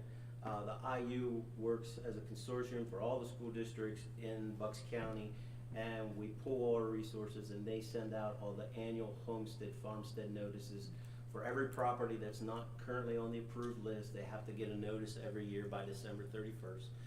IU does that for us, and we pay the fee there that's listed. So this is again a renewal. We use this service every year, and the IU can do it cheaper because they can do everything at one time. So the next one is Power School Unified Classroom Support Subscription with training. Cost for this one is $5,725. This is for the 22-23 school year, and this is a renewal of those services of Power School. F is Screencastify. This is remote delivery for professional learning to our professional staff. So this provides us with another option for PD to the professional staff, and this piece allows us to do it remotely. Cost is $11,058, and this is for the 22-23 year. Sean, can you elaborate on that? Would you say so is it just a mechanism to be able to share information? Because I think, I'm trying to understand the significance of it for $11,000. Screencastify allows teachers to manipulate their screens and record snippets for classrooms from that. So the most common use would be at the secondary level when teachers are doing a new topic and they're doing the initial instruction on a brand new topic. They will record themselves doing it so they can post it so the kids can go back to it. Like if it's a key core concept. It's also used for kids who are absent, although some teachers do every lesson and they might do just the instructional part of the lesson and they can record it. It allows them to record their screen as well as their voice, and then they can also annotate it, either during or afterwards. They can go and write notes on it, say, you know, as we looked at this equation, or if we're looking at this passage, and they can highlight it. And the Screencastify is what allows them to manipulate it and then post it. Can't they do that, or I thought they could already do that in Canvas and post videos, right? Right, but they have to make the videos somewhere. So Screencastify is one of those options for them. We've had it for years. Okay. The next contract is Gwynedd Mercy University. This is a contract for dual enrollment for the 22-23 school year, and The cost of the courses is paid by the parents, so this is just an agreement between the district and Gwynedd Mercy. I had a couple questions on this, just to make sure I understand it correctly. So it's being taught in our building, by our teachers, but our teachers are not being paid by Gwynedd, but the students get credit from Gwynedd if they pay a fee, right? That is correct. But it says in section 4 that Gwynedd's controlling the curriculum. So how do we, since it's being taught in our building by our teachers, how are we determining that the curricula is consistent with what our programming is? So what we've done is we've looked over the next couple years, the courses that we teach that they also teach. And so this one, I believe, is Accounting 1. I'm going to the end. Yes, it's Accounting 1. So what we did was we submitted our curriculum to them. They certified that it matches their curriculum. So that way, our curriculum does cover for what they call Accounting 1. So we're giving them the model, they're blessing our Correct. curriculum as opposed to the reverse. Exactly right. We're not taking their curriculum, it is our curriculum. And so that, what we've done is we've looked at all the courses they teach that we teach, and over the next 3 years, and we've submitted them to look for approval. We've done the same thing with Bucks, to be able to say, hey, take a look at our pre-calculus course. Will you bless our pre-calc course? And there may be times where they come back. I mean, I've witnessed this from the Bucks County end, because my wife is one of the ones approving the courses, where they might say, this one unit's light. Would you consider adding 2 extra lessons on fill in the blanks? And then the district either says yes or no. So is it possible that, and I guess that's the way it would work, is they could be teaching to a class and maybe 2 students are paying for Gwynedd Mercy credit and the rest of the class is not, but the class would be taught regardless of whether we had this relationship with Gwynedd Mercy?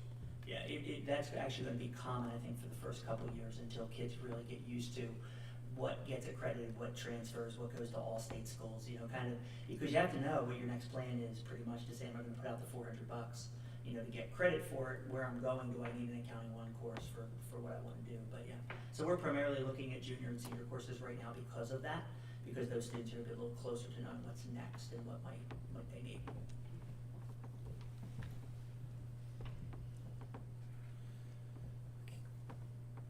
Okay, the next contract is H, Imagine Learning. This is blended learning online program to support our English language learners for 22-23. The cost of this program is $9,000. The next I is Jostens yearbook agreement for the high school yearbook. Covers 3 years, 23 through 25. And this is parent and student paid. Can I ask a question on Jostens? Did they do the yearbook last year? Yes. Why they have a letter that says another great job on the yearbook? Didn't they deliver it late, or what was the hang up with that? I mean, what happened?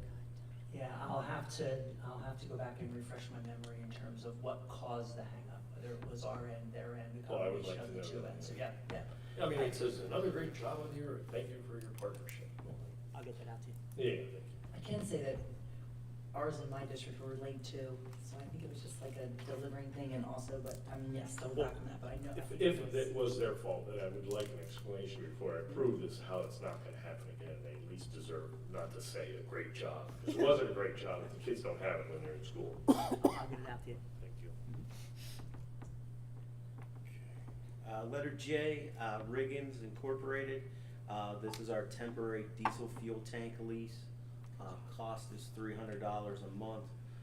Runs August 2022 through February, and then we were able to expand that on a monthly basis for another 6 months.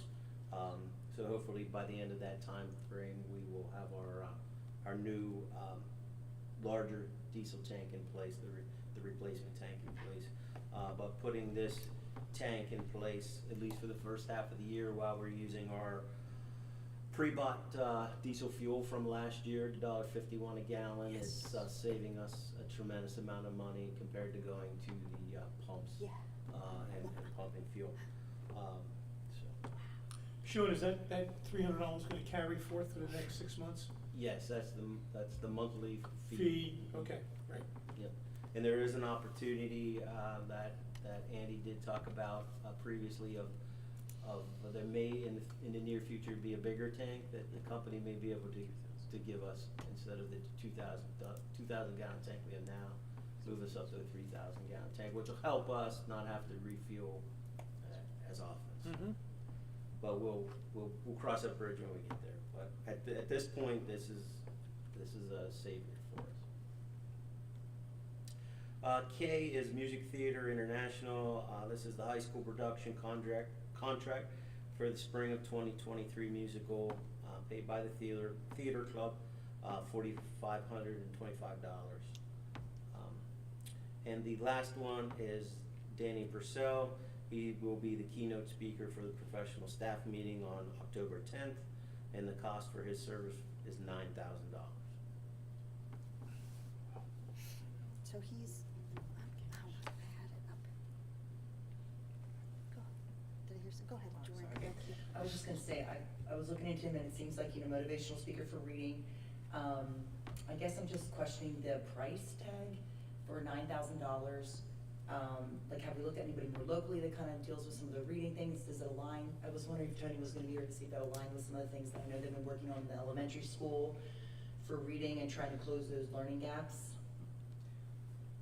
One of the pieces, he's from California, and so that does add to it some, although this is very middle of the pack for keynote speakers if they're in for a whole day. Sometimes you have somebody come in and just do 90 minutes and all they do is a keynote.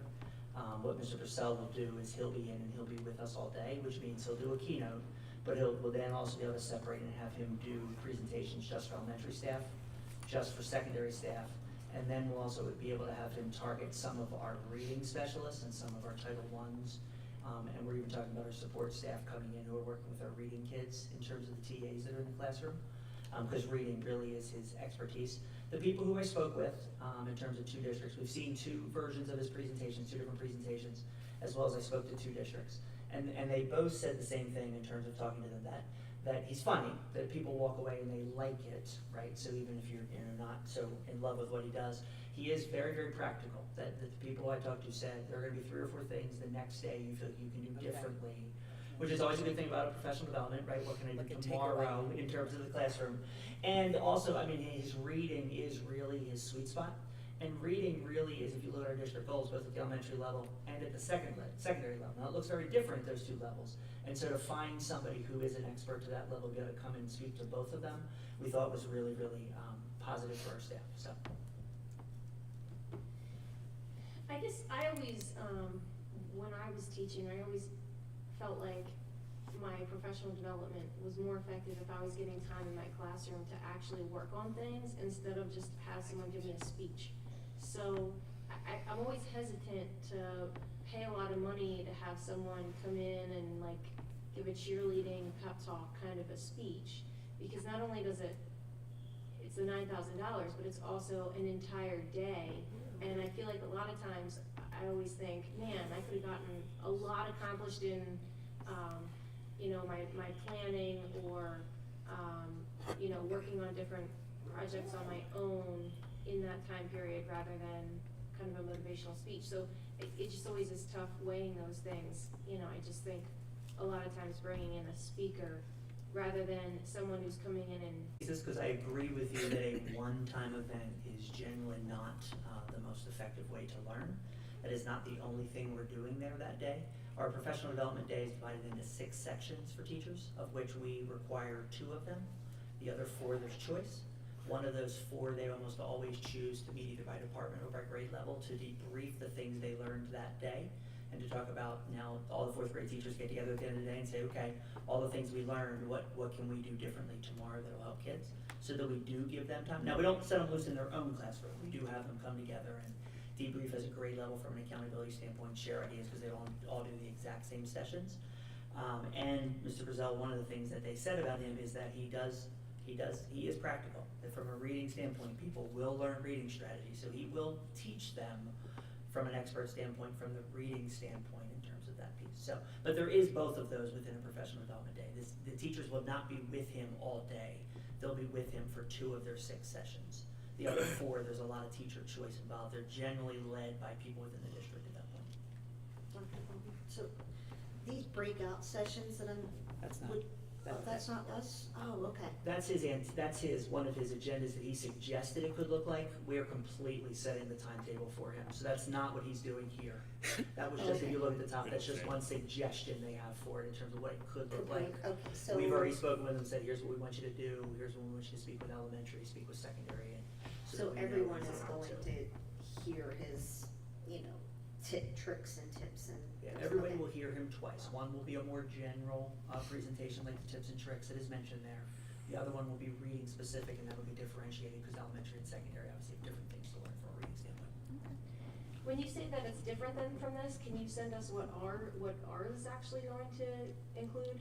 And to that point, is the Dare to Differentiate going to be a piece of what he shares?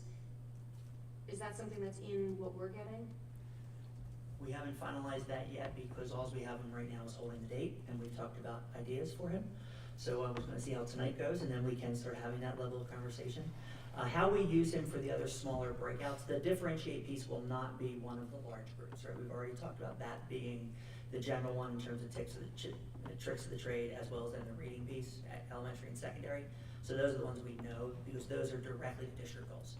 And so then beyond that, we have some time where we can incorporate him. So how we choose to do that with him, we'll have to talk to him about his other presentations.